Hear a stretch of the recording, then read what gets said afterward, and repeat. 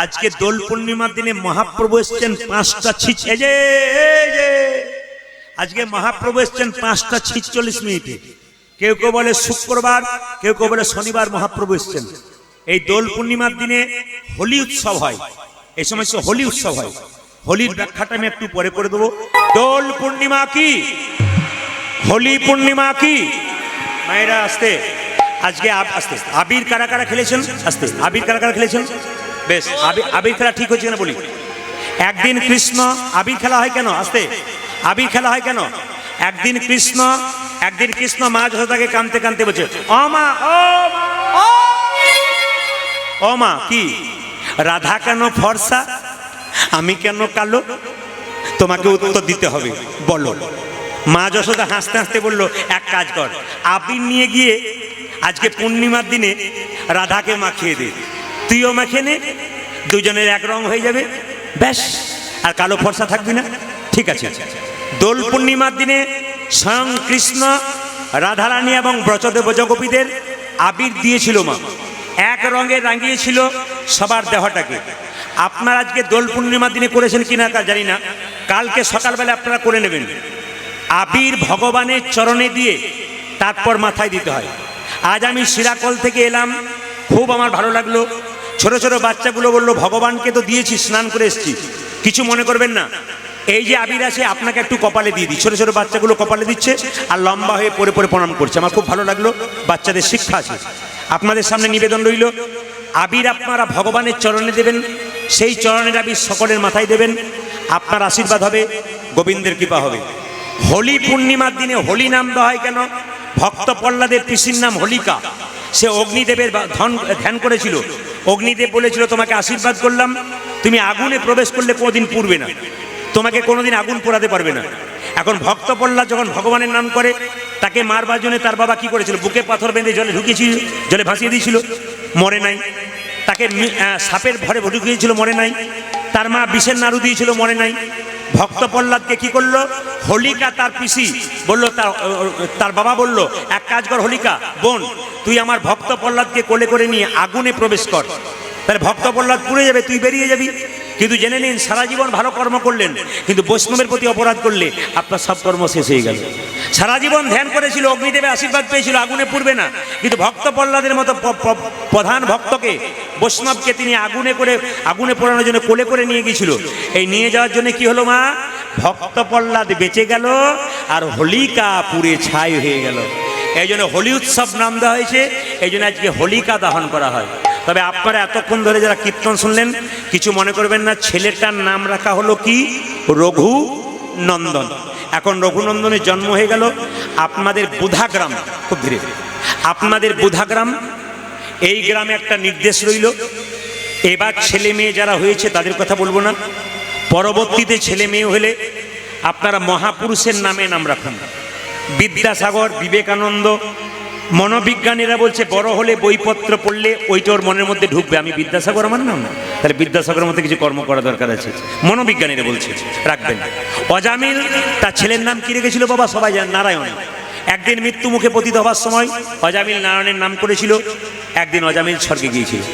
আপনাদের ছেলের নাম কিন্তু ভগবানের নামের সঙ্গে রাখবেন। আমি একটা ছোট্ট কথা আপনাদের বলে যাই, আমি প্রদীপ পাল, আপনারা আমাকে ইউটিউবে দেখছেন ক বছর? ইতিপূর্বে সরারহাটে সুবলবাবুর বাড়িতে আমি আজ থেকে 10-15 বছর আগে এসেছিলাম, তখন আমার ইউটিউব ছিল না। সবাই লক্ষ্য করুন, আপনাদের সরারহাটে আমি এসেছিলাম। আজ বহুদিন পরে এলাম, আপনাদের সামনে একটা নিবেদন রইল, যে যেখানে বসে আছেন একটু মন দিয়ে শুনবেন, একবার মন দিয়ে। আমি ঝাড়খণ্ডে গান করতে গেছি, একজন ভদ্রলোক বললেন, প্রদীপবাবু আমার স্ত্রী গান শুনতে আসে না কেন? অভিমান। কিসের অভিমান? আজ 10 বছর বিয়ে হলো, ছেলে নাই, মেয়ে নাই, খালি কাঁদে। বললাম কীর্তন শুনতে চলো, যাবো না। বলে কেন? কৃষ্ণ কৃপা করেন, আমি যাবো না, অভিমান করে। প্রদীপবাবু একটু বলে দিন যেন ছেলে মেয়ে কিছু হোক। আমার তোমার ঘর ভেঙেছে, তুমি দরখাস্ত করো, আমাকে বলছো কেন? উনি বলছেন তবু একটু বলে দিন মায়েরা। আমি বললাম ভগবানকে, প্রভু এই জন্য তো ছেলে হয়। আর কি বলবেন মায়েরা, কথাটা লেগেও গেছে। 2 বছর পর যখন ওই এলাকায় গান করতে গেছি, গানের শেষে ওই ভদ্রলোক এসে বলছে, প্রদীপবাবু খুব আমার ভাগ্য ভালো, আপনি বলেছেন বলে হলো। বলো আমি বলেছি বলে নয়, ভগবান সুকানে শুনেছে হয়েছে, আমার ছেলে হয়েছে, নামটা কিন্তু আপনাকে রাখতে হবে। আমার নাম আমি রাখবো, তাহলে বলো কোন দিন ছেলেটা জন্ম হলো, কি বার হলো, সব বললো। আমার তোমার ছেলের নাম রাখা হলো দিগম্বর। সুন্দর, বাহ, দাদা দারুণ নাম রেখেছেন, খুব সুন্দর নাম রেখেছেন। কিছু মনে করবেন না মা, 3-4 বছর পর ওই এলাকায় গান করতে গেছি, আবার একবার গানের শেষে বলছে, প্রদীপবাবু এবছর আর একটা হয়েছে, নাম কিন্তু আপনাকেই রাখতে হবে। আমি বললাম তাহলে এক কাজ করো, কি বার জন্ম নিয়েছে, কোন তিথিতে জন্মেছে একটু বলো, আমি নাম রেখে দেবো। ও সব কিছু বললো, শেষে বললাম বড়টার নাম কি রেখেছিলাম, বলছে দিগম্বর। এবার নাম রাখলাম কৃষ্ণ দাস। চলবে না? ও বলছে চলবে না। কেন চলবে না? ম্যাচিং চাই। ম্যাচিং মানে কিছু বুঝলেন? আপনার কাপড় জামা কিনতে যান, ম্যাচিং করেন না? ঘরে রং করেন, ম্যাচিং করেন না? বলছে ম্যাচিং চাই। বললাম কিরকম? দিগম্বর। এবার যে ছেলের নাম রাখবেন পেছনে যেন বর থাকে। তো বললাম বাবা তাহলে এক কাজ করো, ওসব দরকার নেই, তোমার বড় ছেলের নাম দিগম্বর নাম রেখেছি, এবার নাম রাখলাম নটম্বর। বলছে দারুণ নাম রেখেছি, দিগম্বর নটম্বর, খুব আনন্দে চলে গেল। আমার আর আসার দরকার নাই বাবা, তোমার এখানেই লাস্ট করবো। বলছে আমি আর আসবো না। কিছু মনে করবেন না মা, 5 বছর পরে ওখান থেকে 15 কিলোমিটার দূরে গান করতে গেছি, ও সাইকেলে করে চলে গেছে, প্রণাম করে শেষে বলছে, প্রদীপবাবু এবছর আরেকটি হয়েছে। আমি বললাম তাহলে আমি কি করব? নাম কিন্তু আপনাকেই রাখতে হবে। আমি আর নাম রাখতে পারবো না। বলছে না, না রাখলে আমি যাবোই না, এই সাইকেল ফেলে দিলাম। এখন সাইকেল ফেলে দিয়েছে মায়েরা, নাম আমাকে রাখতে হবে। আমি বললাম বাবা আমি আর নাম রাখ। বলছে ম্যাচিং নামটাই চাই। তাহলে শোনো বাবা, আমি দিলাম কোনো দরকার নেই, একটা কাজ করি, বড়র নাম কি রাখলাম? দিগম্বর। মেজর নাম কি রাখলাম? নটম্বর। এবার নাম রাখলাম সীতাম্বর। বলছে বাহ, দারুণ দারুণ। আমার বাবা এখানে ইয়ার এন্ডিং করো, আর তুমি এসো না, আমার নিবেদন নিল, আর তুমি এসো না। মায়েরা আর আসে নাই। 10 বছর পর আপনারা চিন্তা করবেন, একজন ভদ্রলোক বাড়ি প্রতিষ্ঠা করেছে, উনি বলছেন প্রদীপবাবু আসতে হবে। উনার এলাকাতে যায় না, অনেক দূরে গেছে। ওখানে গিয়ে দেখছি এরা সবাই বসে আছে, ও 3 জন কিন্তু নটম্বর, দিগম্বর, সীতম্বরকে নিয়ে বাবা কীর্তন শুনছে। এ বলছে দাদা আবার এসেছি। বললাম না দেখো, দিগম্বর নটম্বর সীতম্বর এই যে বসে আছে দেখছেন না, দিগম্বর নটম্বর এরকম বড় বড় হয়ে গেছে। তখন আমি বললাম ওরা কীর্তন শুনতে এসছে। কীর্তনের শেষে আমাকে বলছে, দিগম্বর এখন দিগম্বর নটম্বর সীতম্বর 3 জন প্রণাম করলো আমাকে। আমার বাহ বড় হয়ে গেছে তো। বললাম এবার কিন্তু আপনার স্ত্রীকে আনা উচিত ছিল। বলে কেন বলুন তো? আপনার তো স্ত্রী 3টে ছেলে হয়ে গেল, আবার কে বা তো দুঃখ দূরে আসা উচিত ছিল। আর বলবেন না প্রদীপবাবুর লাজের কথা, আসতে পারে নাই। কেন? এখনো 1 মাস যাচ্ছে না, দুটো হয়েছে, দুটো। যখন 1 মাস যায় নাই, দুটো হয়েছে, আসবে কি করে? আবার দুটো হয়েছে। বলছে হ্যাঁ দুটো হয়েছে, নাম আপনাকে রাখতে হবে।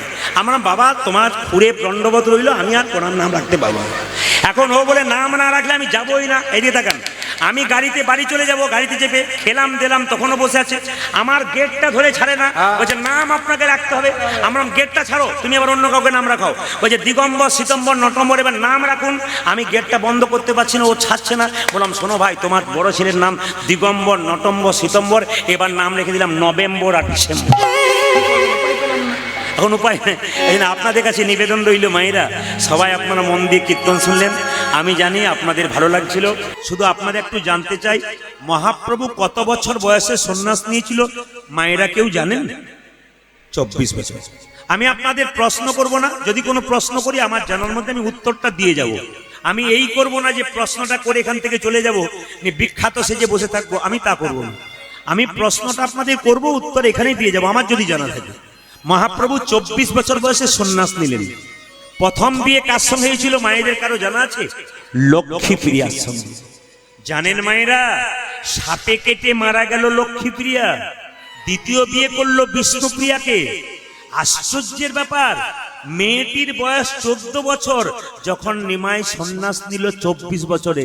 আচ্ছা বলুন তো, আপনাদের বুধা গ্রামের কোনো মেয়েকে খুঁজে বের করবেন যে ক্লাস 9-এ পড়ে, ওই মেয়েটার বয়স 14 বছর। ওই 14 বছরের মেয়েটা শিখিয়ে দিল স্বামী ভক্তি কাকে বলে।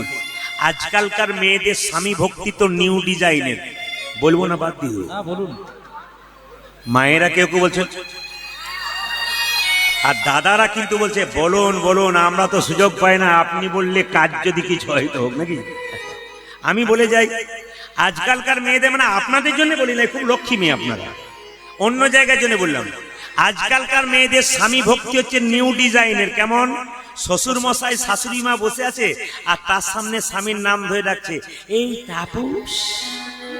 কি ডিজাইনের ডাক! ঠাকুমা যেন নাতিকে ডাকছে। লজ্জা করা দরকার নাকি, নাকি বলছেন? না না, যারা বয়স্ক মানুষ তাদের খুব গায়ে লাগে, খুব কষ্ট হয় যারা করছে কি। এই দেখুন, শ্বশুর মশাই শাশুড়ি মা বসে আছে, তার সামনে বলছে এই তাপস, যেন ঠাকুমার নাতিকে ডাকছে। কি লজ্জা! লজ্জা লাগা দরকার একটু। আমরা কোন জায়গায় পৌঁছাচ্ছি একটু একটু করে শুনবেন আপনারা। আবার দেখবেন এখন একটা ডিজাইন ভালো উঠেছে, কি বলুন তো? হ্যাঁ, এইদিকে তাকাবেন। আমি আগে যখন ছোট ছিলাম, বাড়িতে অভাব ছিল, আমার মা প্যান্ট সেলাই করে দিত, আমি স্কুলে যেতাম, উঠতে গিয়ে 4 দিয়ে উঠতাম, যদি ফেটে যায় সেলাইটা।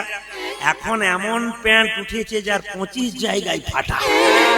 আমি মাকে বলি, মা এখন যদি আমার জন্ম হতো আর তোমাকে সেলাই করার দরকার হতো না, যত ফাটা প্যান্ট পরবে তত তোমার লাভ আছে।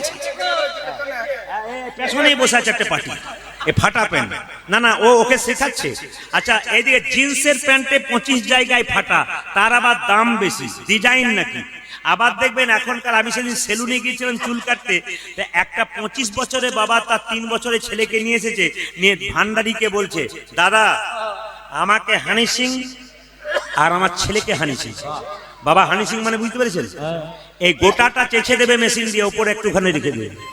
আমি হানি সিংকে দেখা পেলে বলতাম, ভাই হিন্দু ছেলেগুলো সব তোমার, এই যে হিন্দু ছেলেগুলো সব তোমার দলে চলে যাচ্ছে, এরকম করে চুল কাটছে, তুমি গোটা চুলটা চেঁচে একটা শিখা রেখে দাও, সব মহাপ্রভুর দলে চলে যাবে। হানি সিংকে দেখা পেলে বলতাম। না না, আমরা কত হুজুগে লোক, আমরা কিছুই বুঝি না। কিছু মনে করবেন না, আপনারা সবাই তো শুনেছেন, ছেলের জন্মদিন পালন করছে, তাতে আবার দেখবেন একটা মোমবাতি জ্বালাচ্ছে, আবার কেক কাটছে, নি বলছে হ্যাপি বার্থডে টু ইউ। না না, কি নির্লজ্জের মতো ব্যাপার।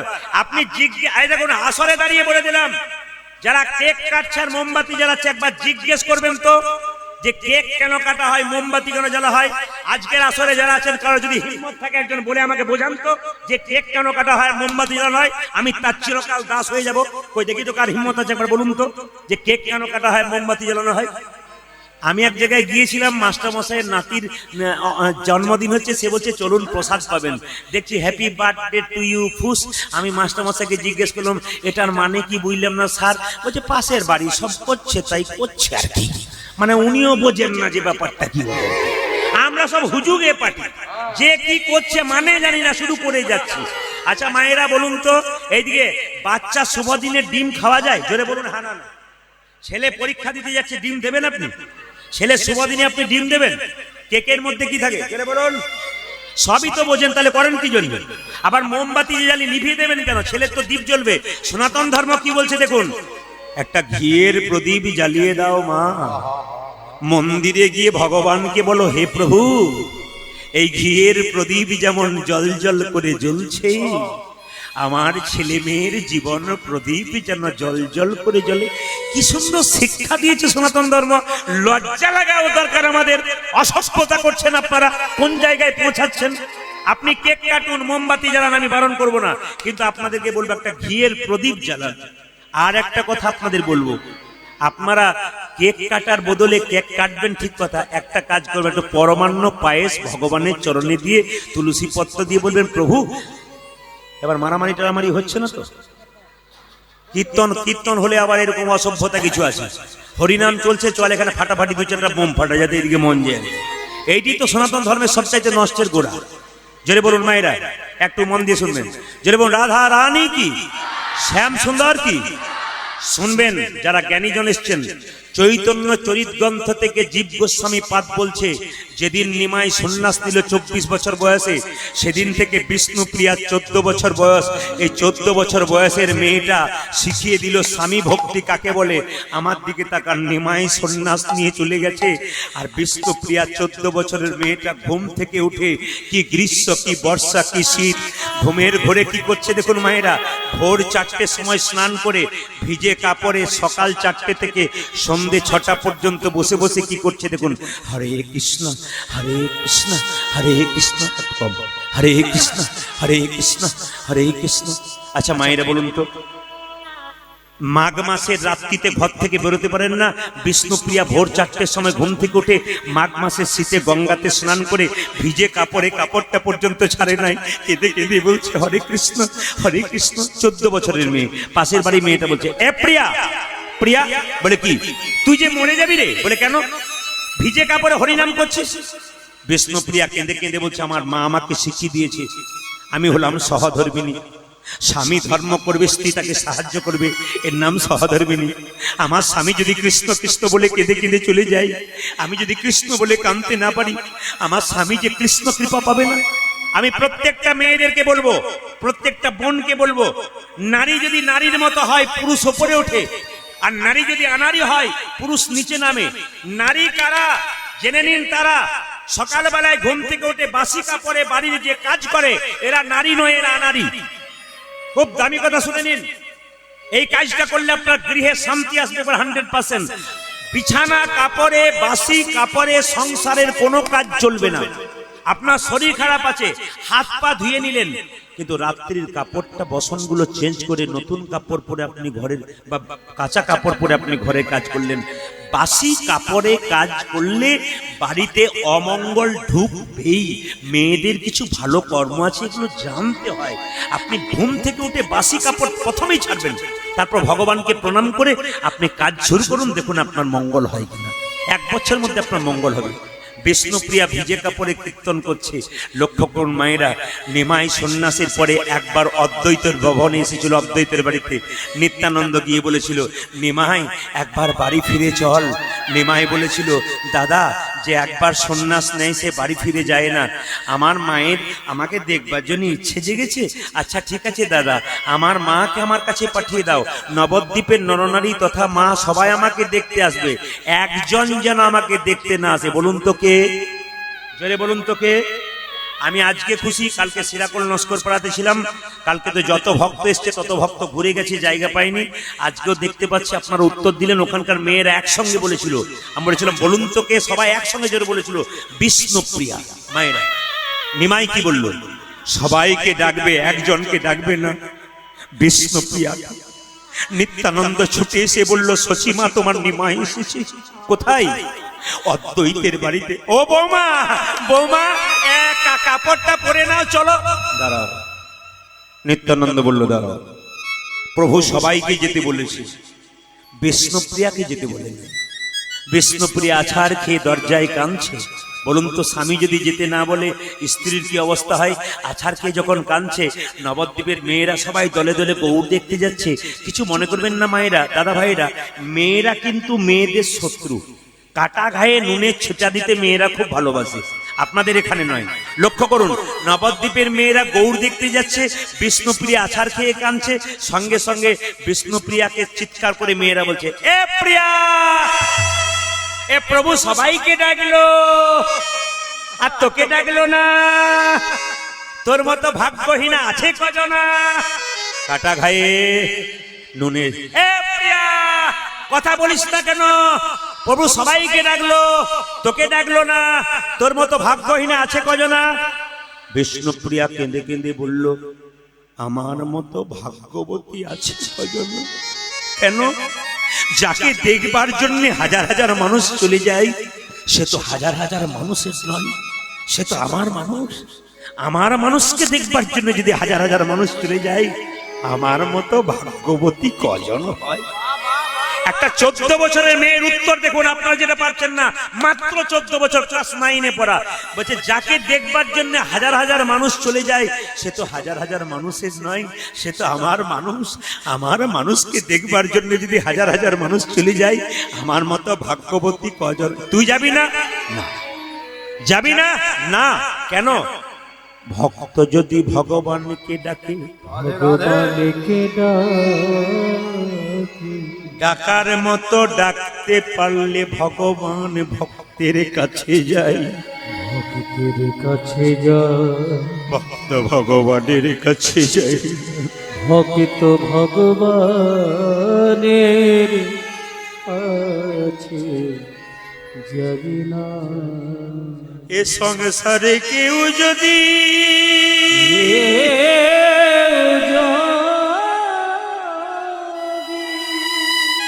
একবার কৃষ্ণ বলে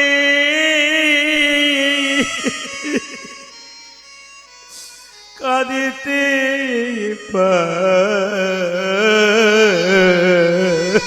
কৃষ্ণ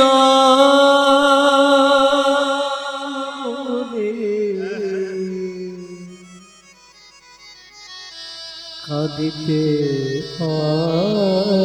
আমার দিকে তাকান। আমার বাড়ি বীরভূম। মুর্শিদাবাদ দেখতে গেলে বহরমপুর মুর্শিদাবাদ যদি কেউ যান, লালা বাবু প্রচুর টাকার মালিক। এইদিকে শুনবেন সবাই, লালা বাবু প্রচুর টাকার মালিক। একদিন বিছানায় শুয়ে আছে, সকালবেলায় একটি মেয়ে তার বাবাকে বলছে, বাবা ধোপার মেয়ে বাসনায় আগুন দেবে না? মানে কাপড় কাচতে গেলে কলার পোটে পুড়িয়ে দিতে হয়, ওই জন্য বলছে বাসনায় আগুন দেবে না বাবা, বাসনায় আগুন দেবে না। লালা বাবু সোনার ছপ্পর কাটে শুয়ে থাকে। সে মনে মনে ভাবলো, মেয়েটি বলছে বাসনায় আগুন দেবে না, আমার এত বাড়ি এত গাড়ি আমি নিয়ে কি করব? আমাকে এবার বাসনায় আগুন দিতে হবে, আর আমি ঘরে থাকবো না, সংসার ছেড়ে চলে যাবে। লালা বাবু সেই দিন থেকে ঘরের বাইরে বেরিয়ে গিয়ে নদীর বালিতে বিছানা করলো। বালিশের বিছানা করলো কিসে মা? নদীতে বালির বিছানা করে বালির বালিশ করে শুয়ে রইল। একটু জেনে নিন, যার প্রচুর টাকার মালিক সে চিন্তা করলো বাসনায় আগুন দিতে হবে। এই জন্য আপনাদের কাছে নিবেদন রইল, চৈতন্য যখন না জাগবে তখন ভগবানকে কেউ ডাকবে না।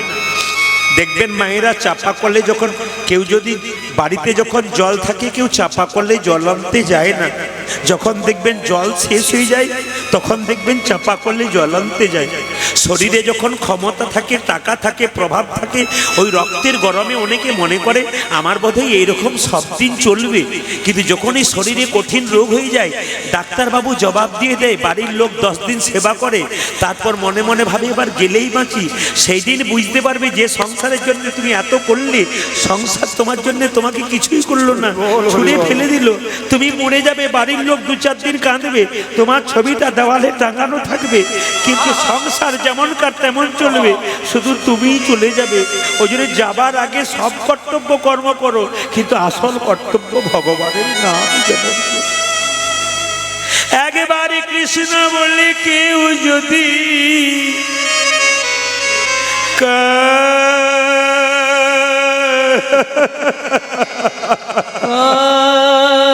কাঁদিতে পারে, গোবিন্দ তোমার হলাম বলে, হে গোবিন্দ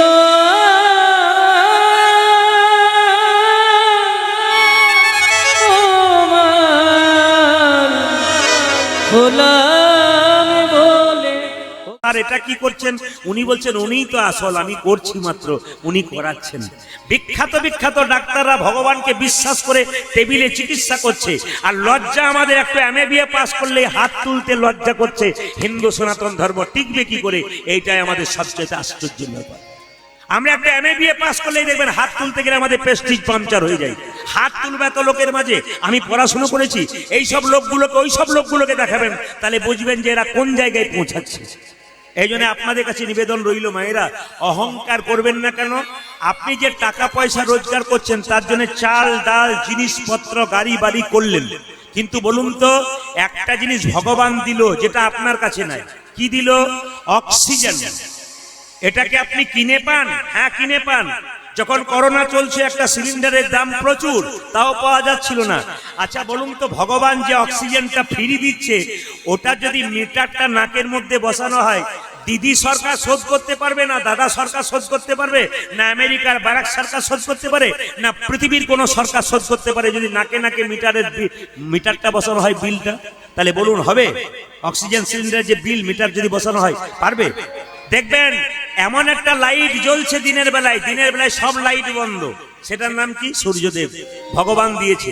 একটু কারেন্টে বিল বেশি হয়ে গেলে আমাদের মাথা খারাপ হয়ে যায়। আর তিনি যে বড় বলটা জ্বালিয়ে দিয়েছেন সকাল থেকে সন্ধে পর্যন্ত, ওই বল জ্বললে সব বল বন্ধ। বলুন তো, ওর মিটার যদি বসানো হয় তাহলে আপনারা কেউ বিল দিতে পারবেন? আচ্ছা বলুন, আপনার চিন্তা ভাবনা করে, একটি বাচ্চা জন্ম নেবার পর কি খাবে এ কথা কে ভেবেছে? আপনারা কি জন্মের পরেই হরলিক্স, ল্যাকটোজেন, ন্যাস্টোজেন এনে দিয়েছেন? না, বাচ্চা জন্মের পরে কিভাবে ভগবান আগে থেকে ভেবে বসে আছে। একটু কৃতজ্ঞতা থাকা দরকার। অসভ্য মানুষ আমরা যারা ভগবানের নাম করি না, ইতর মানুষ আমরা যারা ভগবানের নাম করি না, অসভ্য মানুষ আমরা যারা মানুষ কুলে জন্ম নিয়ে ভগবানের নাম করতে পারি না। খালি মেশিনের মতো টাকা পয়সা রোজগার করলাম, কিন্তু ভগবানকে ভজন করলাম না। এদেরকে পাঠিয়ে দিন ভেলোর, চেন্নাই, বড় বড় ডাক্তারের টেবিলে। আমি আগেই বললাম, এরা দেখে আসুক ওরা কি করছে। এত বড় বড় বিজ্ঞানীরা, একমাত্র দেখবেন যারা খুব জ্ঞানী ব্যক্তি তারা ভগবানকে ভজন করে, আর দেখবেন খুব সাধারণ মানুষ তারা ভগবানকে ভজন করে।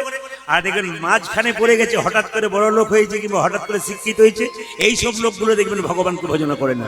আপনারা দেখে নেবেন, খুব উচ্চ মানের লোক এরা ভগবান ভজন করে, খুব সাধারণ মানুষ এরা ভগবানকে ভজন করে। আর মাঝখানে যারা আছে এদের দেখবেন দুধ মতো, বলবো হাত তুলবো, প্রেস্টিজ পাঞ্চার হয়ে যাবে না তো, এই একটা ব্যাপার হয়ে যায়। জেনে নিন আপনারা যে যেখানে বসে আছেন, বাচ্চা জন্মের পরে কি খাবে? মায়ের স্তন দুগ্ধে এমন মধুমাণ্ড দিয়েছে পৃথিবীতে আর কোথাও নাই। মায়ের দুধটা খুব গরম নয় যাতে বাচ্চার জিভ পুড়ে যাবে। মায়ের দুধটা খুব ঠান্ডা নয় যাতে বাচ্চা সর্দি লেগে যাবে। মায়ের দুধটা খুব মিষ্টি নয় যাতে বাচ্চা সুগার হয়ে যাবে। মায়ের দুধটা খুব টক নয় যাতে বাচ্চার অম্ল হয়ে যাবে।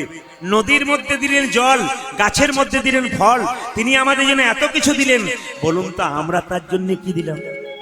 তাহলে আমার জন্য যদি কেউ কিছু করে, আমি যদি তার জন্য কিছু না করি, আমাকে অকৃতজ্ঞ বলা হয়। যে মালিকের অধীনে আপনি কাজ করবেন সেই মালিকের কথা আপনি ভাববেন না, মালিক আপনার কথা ভাববে কেন? আপনি বিপদে পড়বেন তখন মালিককে ডাকবেন, শুনবে কেন? আমার সঙ্গে আপনার সম্পর্ক থাকবে, রাত্রি 12টায় যাবেন, 10,000 টাকা দরকার ধার, আমি দিয়ে দেবো। সম্পর্ক না রাখলে রাত্রিবেলায় যতই দরজায় ধাক্কা দিন, আমি তো আপনাকে চিনি না, আপনি দেবো কি করে? আগে ভগবানের সঙ্গে সম্পর্কটা রাখুন, দেখবেন চাইলেই পেয়ে যাবেন।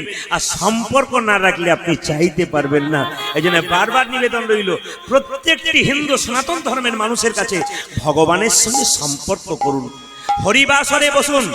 অন্যান্য সমাজের মানুষের যখন ধর্মীয় অনুষ্ঠান হয়, সন্ধ্যে 6টা থেকে সকাল 6টা পর্যন্ত কাতারে কাতারে ভিড় করে, আর আমাদের 3 ঘন্টার কীর্তন শুনতে এসে দেখবেন কতজন 6 বার ওঠে, 6 বার বসে, কত বিচার বিবেচনা হয়। এই জন্য তো হিন্দু সনাতন ধর্ম নষ্ট হচ্ছে। অন্যান্য ধর্মের মনে কোনো বিচার বিবেচনা নেই, যত বিচার বিবেচনা আমাদের মধ্যে। কিছু কিছু বদমাইশ লোক আছে দেখবেন, এই লোকগুলো আমাদের সনাতন ধর্মগুলোকে নষ্ট করছে। এই জন্য বলছে অহংকার করো না। আজকে যে দিনটাতে আপনারা কীর্তন শুনতে এসছেন, আপনারা ভাগ্যবান এবং ভাগ্যবতী। দোল পূর্ণিমার জন্য একটা ডেটের জন্য অন্তত 50 জন নাম লেখাই, কিন্তু এখানকার কীর্তন কমিটি যিনি আছেন আমাকে ফোন করেছিলেন, তার সঙ্গে আমার কোনো দেখা হয়নি। অসুচ অবস্থায় আছেন উনি, দেখা ওনার সঙ্গে হয় নাই। বিশিষ্ট ভদ্রলোক, তিনি আমাকে দিয়েছেন, এই লাইনে পড়ে গেছে, আমি ঢুকে গেছি। আজকে দোল পূর্ণিমা মানে আপনাদের একটু জানতে হবে, স্বয়ং মহাপ্রভুর জন্ম হয়েছিল আজকে। আর সবচাইতে লজ্জার ব্যাপার, আজকের দিনটাতে হিন্দুর বেশিরভাগ মানুষ মদ আর মাংসর দোকানে যায়। রাধে রাধে। আমরা কত নিচে নেমে যাচ্ছি, অপদার্থগুলোকে শিখিয়ে দেবেন। যে সমস্ত লোক আজকের দিনটাতে মাছ মাংস দোকানে যায়, মদের দোকানে যায়, ওই অপদার্থগুলোকে শিখিয়ে দেবেন আজকের দিনটা কি জন্যে। এই সমস্ত অপদার্থ লোকগুলো শুধু হিন্দু কুলে জন্মগ্রহণ করলো, ধর্ম মানতে শিখলো না। এদেরকে শিখিয়ে দেবেন অসভ্যতা করো না। আজকের দিনটা হলো স্বয়ং মহাপ্রভুর জন্মদিন, যার জন্য আজকে কৃপা করে আপনারা আসরে আসতে পেরেছেন। আমি ভগবানের কাছে একটা প্রার্থনা করে যাব আপনাদের জন্য, যারা কীর্তন শুনতে এসছেন, যারা কষ্ট করে অনেক পারে দাঁড়িয়েছেন, যারা আমাকে দেখতে পাচ্ছেন না, সবার জন্য একটা প্রার্থনা করে যাব। আজকে দোল পূর্ণিমার দিনে কি যেন স্বয়ং মহাপ্রভু আপনাদের আশীর্বাদ করেন যে হিন্দু পরিবারে অন্তত একটা করে কৃষ্ণ ভক্ত সন্তান জন্ম হবে। আজকে দক্ষিণ চব্বিশ পরগনাতে আমি অনেক আগে এসেছিলাম, এখন যখন আমি ঢুকতে পাচ্ছি তখন দেখছি দক্ষিণ চব্বিশ পরগনা পাল্টে গেছে। এখন আর দক্ষিণ চব্বিশ পরগনা নাচ গান বলে না, আগে দক্ষিণ চব্বিশ পরগনাতে দেখবেন, আমি যখন আসতাম অনেক আগে, তখন রাত্রিবেলাতে 2-4 জন বলতো, এখন নিজে দেখাও। অপদার্থের দলগুলো মদ খেয়ে বলতো মেজে দেখাও। এখন কমিটি এত টাইট, এত শক্ত, কোনো একটা আসরে যদি এরকম মাতাল থাকে তো কমিটি ঘাটটা ধরে বের করে দেয়। যেখানে গঙ্গা জল দিয়ে পবিত্র করে মহাপ্রভুকে ডেকেছেন, সেই জায়গায় মদ খেয়ে যদি আপনি আসেন, আপনি প্রদীপ পালের কথাটা জেনে নিন, আপনি ধ্বংস হতে চললেন। আপনি 100% ধ্বংস হতে চললেন। আজকে ভাবছেন আপনার টাকা, গাড়ি, বাড়ি, পয়সা সবকিছু আছে, আপনার সন্তানের দ্বারা আপনি ধ্বংস হতে চললেন। আজকে নয়, আরে বাবা, একদিনে রোগ হয় না, রোগ ধরে, পরিপূর্ণ হয় সময় পেলে। চাকরিতে জয়েন করলে সঙ্গে সঙ্গে টাকা পাওয়া যায় না, চাকরির 1 মাস পর পাওয়া যায়। আপনি খারাপ কর্ম করবেন, ফল কিন্তু আপনার তৈরি হচ্ছে, ভোগ কিন্তু আপনাকে করতেই হবে। এই জন্য যারা কীর্তন শুনছেন তাদের কাছে নিবেদন রইল, মায়েরা যেমন একের পেছনে শূন্য না দিলে, শূন্যগুলোর আগে যদি 1 না দেওয়া হয়, তাহলে যেমন একের কোনো দাম না থাকে না, শূন্যগুলোর দাম থাকে না।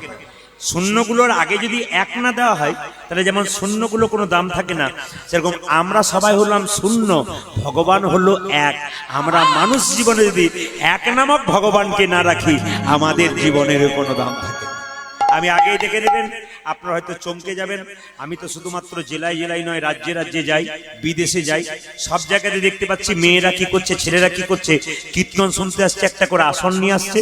আপনি মালদা নদিয়া মুর্শিদাবাদ চলে যান, দেখতে পাবেন একটা করে আসন নিয়ে আসছে, একটা করে জলের বোতল নিয়ে আসছে, ছোট্ট থলে নিয়ে আসছে, একবারে গ্যাঁট হয়ে বসে যাচ্ছে ভগবত কথা, হরি কথা শোনার জন্য। মানে সিদ্ধান্ত নিয়ে এসেছে যে আমি কিছু শুনবো, ভালো কথা শুনবো। মেয়েরা খুব ভক্তি করে, পুরুষ মানুষরাও তাই করে ওই এলাকাতে গেলে। আপনাদের দক্ষিণ চব্বিশ পরগনাতে আমি তাই দেখতে পাচ্ছি। শুধু আমি বিষ্ণুপ্রিয়ার কথা যেখানে ছিলাম একটু আপনাদের বলে দিই।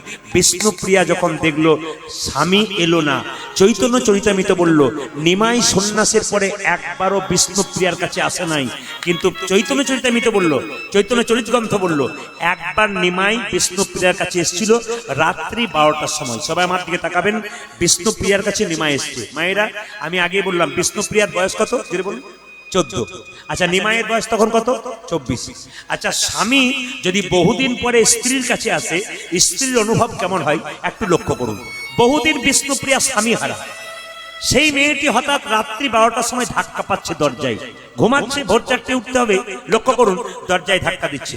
প্রিয়া, প্রিয়া, প্রিয়া, ও প্রিয়া, এই যে আমি এসেছি গো, শুনছ?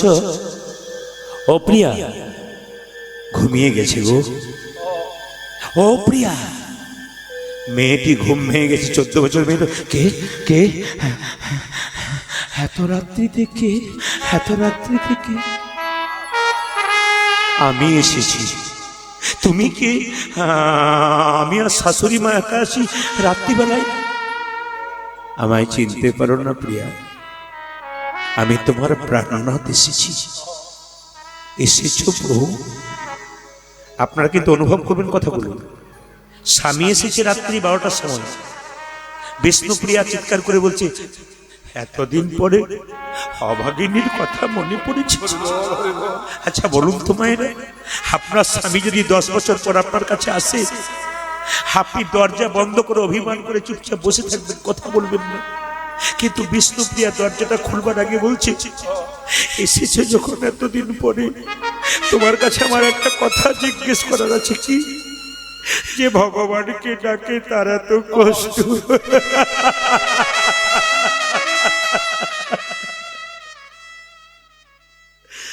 যে ভগবানকে ডাকে তারা তো কষ্ট। এই প্রশ্নের উত্তর না দিলে আমি তোমার দরজা খুলবো না। শুধু উত্তর দিয়ে দাও, ভগবানকে ডাকলে মানুষ এত কষ্ট পাই কেন? আমার মতো কাঁদে কেন? সারা জীবন কাঁদতে কাঁদতে যদি জীবন শেষ করে দেব, ভগবানকে ডেকে আমার কি লাভ আছে? নিমাই দরজার বাইরে থেকে বলছে, প্রিয়া সংসারের জন্য যারা কাঁদছে তারা তো জ্বলছে, বেদনা পাচ্ছে, ব্যথা পাচ্ছে, কিন্তু কৃষ্ণের জন্য যে কাঁদতে পেরেছে তার যে কি আনন্দ, নেতাই গৌর হরি বল বলে যে কেঁদেছে। হরি হরি হরি রাম। কি সুন্দর উত্তর দেখুন। সংসারে ছেলের জন্য মেয়ের জন্য কাঁদবেন, শেষে ছেলে মেয়ে প্রশ্ন করবে তুমি আমার জন্য করেছো কি, তখন আপনার জ্বালা বাড়বে, যন্ত্রণা বাড়বে, যার জন্য করি চুরি সে বলে চোর। কিন্তু সন্ধ্যাবেলায় গোবিন্দের মন্দিরে একবার কৃষ্ণ বলে কাঁদবেন, আপনার জ্বালা কমে যাবে, বেদনা কমে যাবে, আপনার শরীরে আনন্দ হবে। বিষ্ণুপ্রিয়া কি করেছে দেখুন, স্বামী দরজা খুলবো সেটা তোমার ব্যাপার, আমি দরজা খুলবো। দরজাটা খুলেছে, আমার দিকে তাকান, নিমাই পেছন দিকে দাঁড়িয়ে আছে। বিষ্ণুপ্রিয়া দরজাটা খুলে কাপড়টা ঢাকা নিয়ে আছে। প্রিয়া আমার দিকে তাকাবে না? না। একবার আমার দিকে তাকাও না। অভিমান হয়েছে? না। আমি সন্ন্যাস নেবার সময় তোমায় বলে যাইনি বলে তোমার অভিমান হয়েছে? না। আমি অদ্বৈতের বাড়িতে এলাম, সবাইকে ডাকলাম, তোমায় ডাকিনি বলে অভিমান? না।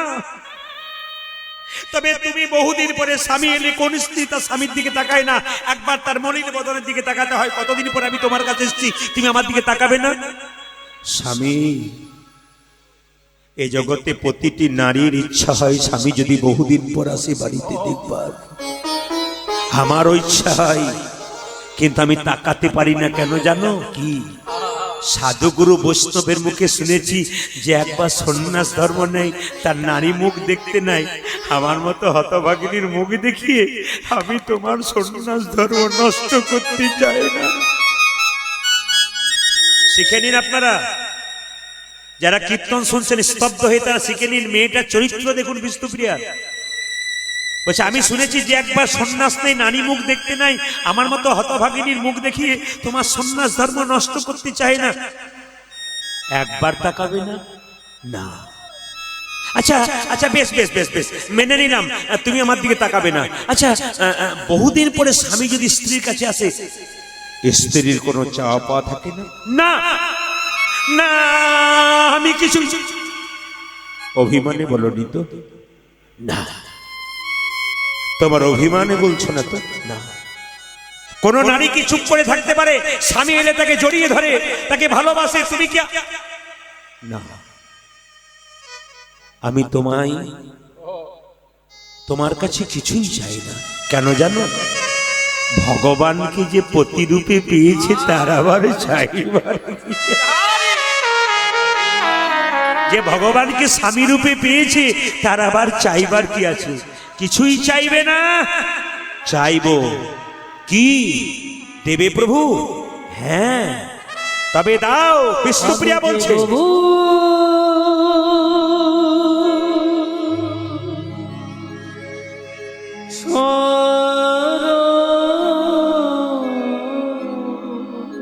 বিষ্ণুপ্রিয়া কাঞ্চার বলছে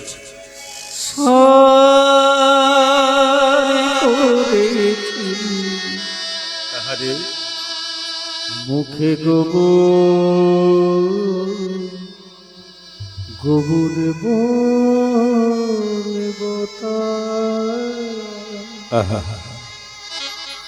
গোবরে ছাড়া।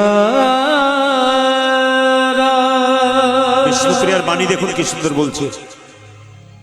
এ জীবনে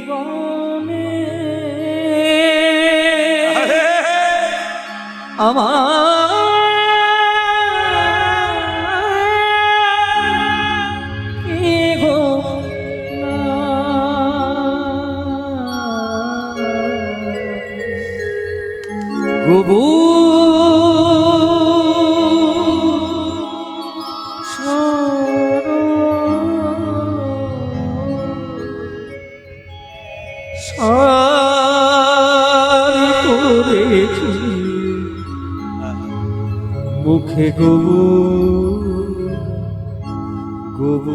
বলে বোতা চাই না। কিছু চাই না, আবার কিছু চাই না।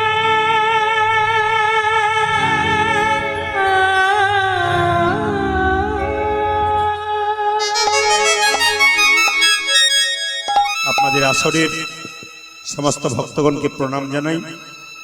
আপনাদের এই মহতি হরিবাসরটার জন্য কমিটির জন্য প্রার্থনা করে যাই। এই বুধাক গ্রামের হরিবাসর দিনের পর দিন আরো সুন্দর হোক। প্রথিত যশা কীর্তনীয়রা এসে আপনাদের হরিকথা আস্বাদন করাক, আমি এটাই চাইছি। মহাপ্রভুর বাণীটা আমরা সবাই পালন করব। 10-5 সবে মিলে দাঁড়েতে বসিয়া কীর্তন করহ সবে হাতে তালি দিয়া। আজকে কমিটির ভাইদের থেকে শুরু করে যারা নিচে উপরে বসে আছেন সবাই মিলে হাত তালি দিয়ে একটু কীর্তন করুন মহাপ্রভু বাণী। 10-5 সবে মিলে দাঁড়িয়ে বসিয়া কীর্তন করহ সবে হাতে তালি দিয়ে। সবাই হাত তালি দিয়ে কীর্তন করুন। রাধা রানী কি, শ্যাম সুন্দর কি, মদন মোহন কি, হরিবাসর কি, গরম লাগছে কি, রাধা রানী কি, শ্যাম সুন্দর কি। এবার মন দিয়ে শুনে নিন। আপনাদের বাচ্চাগুলো একটু চঞ্চল আছে, চঞ্চল বাচ্চা যাতে ঠান্ডা হয় তার জন্য আপনাদেরকে বলে রাখি, লীলা তো খুব ছোট, আমাকে তত্ত্বের কথা বলেছে, আমি লীলাটাকে ছোট করে গাইব। আপনারা লীলা শুনেছেন, ছোট করে বলে রাখি। আজকে কীর্তনের শেষে এই প্রসাদ আপনারা নিয়ে যাবেন। কীর্তন কমিটির ভাইরা 4-5 কেজি বাতাসা এখানে আনবেন। বাবা বস, ওর পায়ে ঝিনঝিনি ধরে গেছে। বুঝেছি আমি, বুঝেছি, ঠিক আছে, মাঝে মাঝে দাঁড়াবি, অসুবিধা নেই। এদিকে এদিকে মায়ের সবাই লক্ষ্য করুন, এইদিকে তাকাবেন। এখন এই বাতাসা প্রসাদ কিন্তু আপনারা বাড়ি নিয়ে যাবেন, কাপড়ের কোণে বেঁধে নিয়ে যাবেন কীর্তনের শেষে। এর লাভ কি আছে? রঘুনন্দন লীলা, লীলাটার নাম রঘুনন্দন। রঘুনন্দন গোপীনাথকে নাড়ু খাইয়েছিল 5 বছর বয়সে। কত বছর বয়সে বললাম যেটা বলুন? আচ্ছা, যেদিন খাইয়েছিল সেই বারটা ছিল বৃহস্পতিবার। কি বার বললাম? সেদিন বাড়িতে একটা পুজো ছিল। কি পুজো? সরস্বতী পুজো। এটা কিন্তু মাথায় রাখবেন, 3টে কথা। কত বছর বয়সে খাওয়ালো, কি বারে জন্ম হয়েছিল, আর খাইয়েছিল বৃহস্পতিবার। আচ্ছা, সেদিন পুজো কি ছিল? বাস, এই 3টে কথা মাথায় রাখুন। এবার বলি, কীর্তনের শেষে এই প্রসাদটা বাড়ি নিয়ে যাবেন, এর লাভ কি আছে? একটা বলে। বৃহস্পতিবার দিন রঘুনন্দনের জন্ম হয়েছিল। আপনি বৃহস্পতিবার দিন কিন্তু আপনার বাচ্চাকে এই বাতাসাটা এইটুকু পরিমাণ নেবেন, নিয়ে কি করবেন? একটা তুলসী পত্র নিয়ে বৃহস্পতিবার বাচ্চাকে স্নান করিয়ে, আপনি স্নান করিয়ে তুলসী মন্দিরে বসিয়ে একটা তুলসী পত্র দিয়ে জয় গোপীনাথ জয় গোপীনাথ বলে কপালে 3বার ঠেকিয়ে মুখে দেবেন। প্রতি বৃহস্পতিবার আপনি 1 বছর দিন। আমি কীর্তন আসরে দাঁড়িয়ে বললাম, মা যদি ভক্তি ভরে কাজটা করতে পারে, 1 বছরের মধ্যে তার বাচ্চা ঠান্ডা হয়ে যাবে। 1 বছরের মধ্যে বাচ্চা কৃষ্ণ ভক্ত হবে। একে 4 ঘন্টা পড়তে হবে না, 2 ঘন্টা হবে। আপনি ভক্তি ভরে করুন। স্বামী বিবেকানন্দ বলেছেন যে আমার মা আমাকে পাবার জন্য বেনারসে শিব মন্দিরে গিয়ে খালি মাথা ঠুকেছিল। মা যদি ভালো কর্ম না করে সন্তান কি ভালো পাওয়া যায়? এই জগতের একটা মা হতে গেলে কত কত কষ্ট করতে হচ্ছে। এই জন্য আপনারা অন্তত এই প্রসাদটা শেষে নিয়ে যাবেন আপনার বাচ্চার জন্য। দ্বিতীয় নিয়ম বলে দিই, জেনে নিন। আপনার বাড়িতে কোনো অসুস্থ ব্যক্তি খুব কষ্ট পাচ্ছে, মাসের পর মাস, ডাক্তারি চিকিৎসায় ভালো হচ্ছে না, আপনি প্রমাণ দেখে নেবেন। জয় গোপীনাথ বলে 3বার তুলসী পত্র দিয়ে গঙ্গা জল দিয়ে মুখে দেবেন প্রতি বৃহস্পতিবার। দেখবেন ওর অর্ধেকটা কষ্ট দূর হয়ে যাবে। 3 নম্বর কথা বলি, হরে কৃষ্ণ, 3 নম্বর কথা বলি। আপনার বাড়িতে অশান্তি লেগে আছে, আপনি এক কাজ করুন, প্রতি বৃহস্পতিবার এই বাতাসাটা নিয়ে গিয়ে, আমার দিকে সবাই তাকান, বাতাসাটা এরকম করে গুঁড়ি করে তুলসী গাছের নিচে কাঁচা মাটিতে এরকম করে দিয়ে দিন। তুলসী গাছের নিচে গুঁড়ি করে দিয়ে দিন। দেখবেন 1 বছর দিন প্রতিদিন জল দিন তুলসী গাছে। বাড়ির যদি 7 জন মেম্বার থাকেন বা 4 জন মেম্বার থাকেন, প্রত্যেক দিন তুলসী গাছে জল দিন, বৃহস্পতিবার বাতাসা গুঁড়ি করে দিন। আমি আপনাকে এখানে দাঁড়িয়ে বলে দিলাম, 1 বছরের মধ্যে আপনার মনের মধ্যে একটা বিরাট শান্তি আসবে। আপনার শান্তি, শৃঙ্খলা, সম্পদ, কোনো জিনিসের অভাব হবে না। ভগবানের কৃপা, আশীর্বাদ হবে। শুধু করে দেখুন। যতজন করেছেন ততজন ফোনে বলেছেন, বাবা একবারে পাক্কা কাজ হয়ে গেছে। আপনারা করবেন ভক্তি ভরে, আপনাদেরও কাজ হয়ে যাবে। এইবার বলে রাখি, আমি যে লীলাটি গাইছি, আপনারা বয়স্ক বাবারা রয়েছেন, আপনারা গয়া, কাশী, বৃন্দাবন সব জায়গায় যান। আপনাদের একটা জায়গা যাবার জন্য অনুরোধ করব। সেই জায়গাটা কি বলুন তো? আপনাদের একটা জায়গা, বোধাগ্রাম নিবাসী কৃষ্ণভক্ত সন্তু মণ্ডলের আত্মা শান্তি কামনার্থে প্রার্থনা করবেন। 1 মিনিট নীরবতা পালন। উনি প্রতি বৎসর এই মহতি হরিবাসরে কৃষ্ণ সেবায় নিয়োজিত থাকতেন। বা উনি পরলোক গমন করেছেন সদ্য। আচ্ছা, আমি আপনাদের জন্য বলি, যিনি চলে গেছেন আমাদের শম্ভু মণ্ডল, না শম্ভু মণ্ডল তো? আচ্ছা, শম্ভু মণ্ডলে আত্মার শান্তির জন্য আপনারা কয়েক সেকেন্ড একটু নীরবতা পালন করুন এবং সবাই মিলে মাথাটাকে নিচু করে ভগবানকে প্রার্থনা করুন। যে আসলে আপনারা প্রশ্ন করবেন, ভালো মানুষরা আগে চলে যায় কেন বলুন তো? আগে চলে যাই এই জন্যে ভালো ফুলগুলোই তো গোবিন্দ সেবার জন্য আগে লেগে যায়। যেগুলো পোকা লাগা ফুল সেগুলো লাগে না। যেগুলো বদমাইশ লোক, খুব খচ্চর লোক আছে সমাজে দেখবেন, এগুলো সহজে ভগবানের সেবাতে লাগে না। খুব মানুষকে কষ্ট দিয়ে যায়, তারপর পোকা লাগাতো, এদের লাগে না। ভালো মানুষগুলো তাড়াতাড়ি চলে যায় কেন? ফুলগুলো গোবিন্দ সেবায় লাগে। তাই আপনাদের জন্য শম্ভ মণ্ডলের জন্য সবাই মিলে মাথা নিচু করে প্রার্থনা করুন ভগবানের কাছে, ওনার আত্মার যেন শান্তি হয়, গোবিন্দের কৃপা পায়। আমি হরিবোল বলবো, মাথা নিচু করবেন, আবার হরিবোল যখন বলবো মাথা উঁচু করবেন। নিতাই গৌর হরি হরি।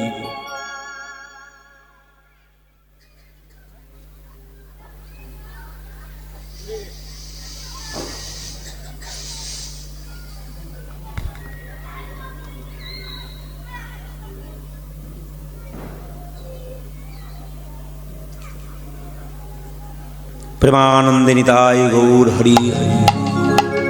আমিও শম্ভু মণ্ডলের জন্য শম্ভু মণ্ডলের পরিবারকে সমবেদনা জানাই এবং শম্ভু মণ্ডলের পরিবারের সবাইকে চাই আপনারা বাবার যে জিনিসটা রেখে গেছেন সেটাকে ধরে রাখুন, এইটা আমি চাইব।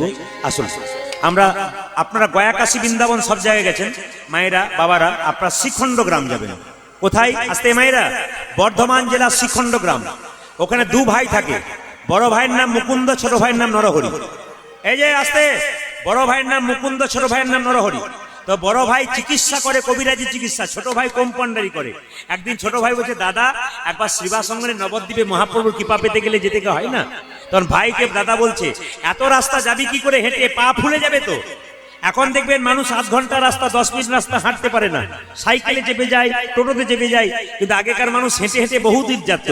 সঙ্গে সঙ্গে ছোট ভাই বলছে, দাদা আমি সাধুগুরু বৈষ্ণবের মুখে শুনেছি যে কৃষ্ণ নাম করতে করতে চলে যায় তার রাস্তা নাকি খাটো হয়ে যায়।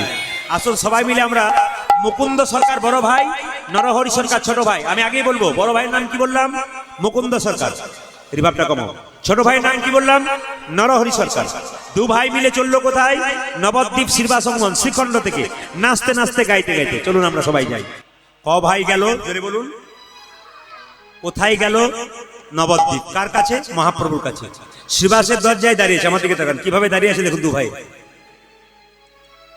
আচ্ছা, যে গাছে ফল ধরে সে গাছের ডালগুলো নিচের দিকে যায় না উপর দিকে যায়? জোরে বলুন। উপর দিকে। একজন বলছে উপর দিকে। যে গাছে ফুল ধরে ফল ধরে তার ডালটা নিচের দিকে, আর যে গাছে ধরে না উপর দিকে। যারা মস্তান হয় তাদের ভাব এরকম হয়, আর যারা ভক্ত হয় তাদের ভাব এরকম হয়। কিছু মনে করবেন না, যদি হও নিচু তবে পাবে কিছু। চাপা কলে জল আনতে গেছেন, বালতিটা ওপরে দিলে জল পড়বে না নিচে দিলে জল পড়বে? জোরে বলুন। নিচে দিলে। আচ্ছা বলুন তো, সোনার কলসি যতই দামি হোক না কেন একজনের কাছে মাথা নিচু করতে হয়। কার কাছে? একটা গ্লাসের কাছে। ঠিক সেরকম আপনি যত টাকার মালিক হন না কেন, যদি বৈষ্ণবের চরণে মাথা নিচু না করতে পারেন আপনার জীবনে কোনো দাম থাকবে না। সবাই লক্ষ্য করুন মায়েরা, মুকুন্দ সরকার নরহরি সরকার যখন দাঁড়িয়ে আছে, মহাপ্রভু তখন শ্রীবাসকে বলল, বলে দাও ওদের মধ্যে, এই যে ওদের মধ্যে যে ছোট ভাই সে সারা জীবন আমার সঙ্গে থাকবে, আর যে বড় ভাই তাকে বলে দাও সে আমার 100 জন্ম কৃপা পাবে না। কৃপা পাবে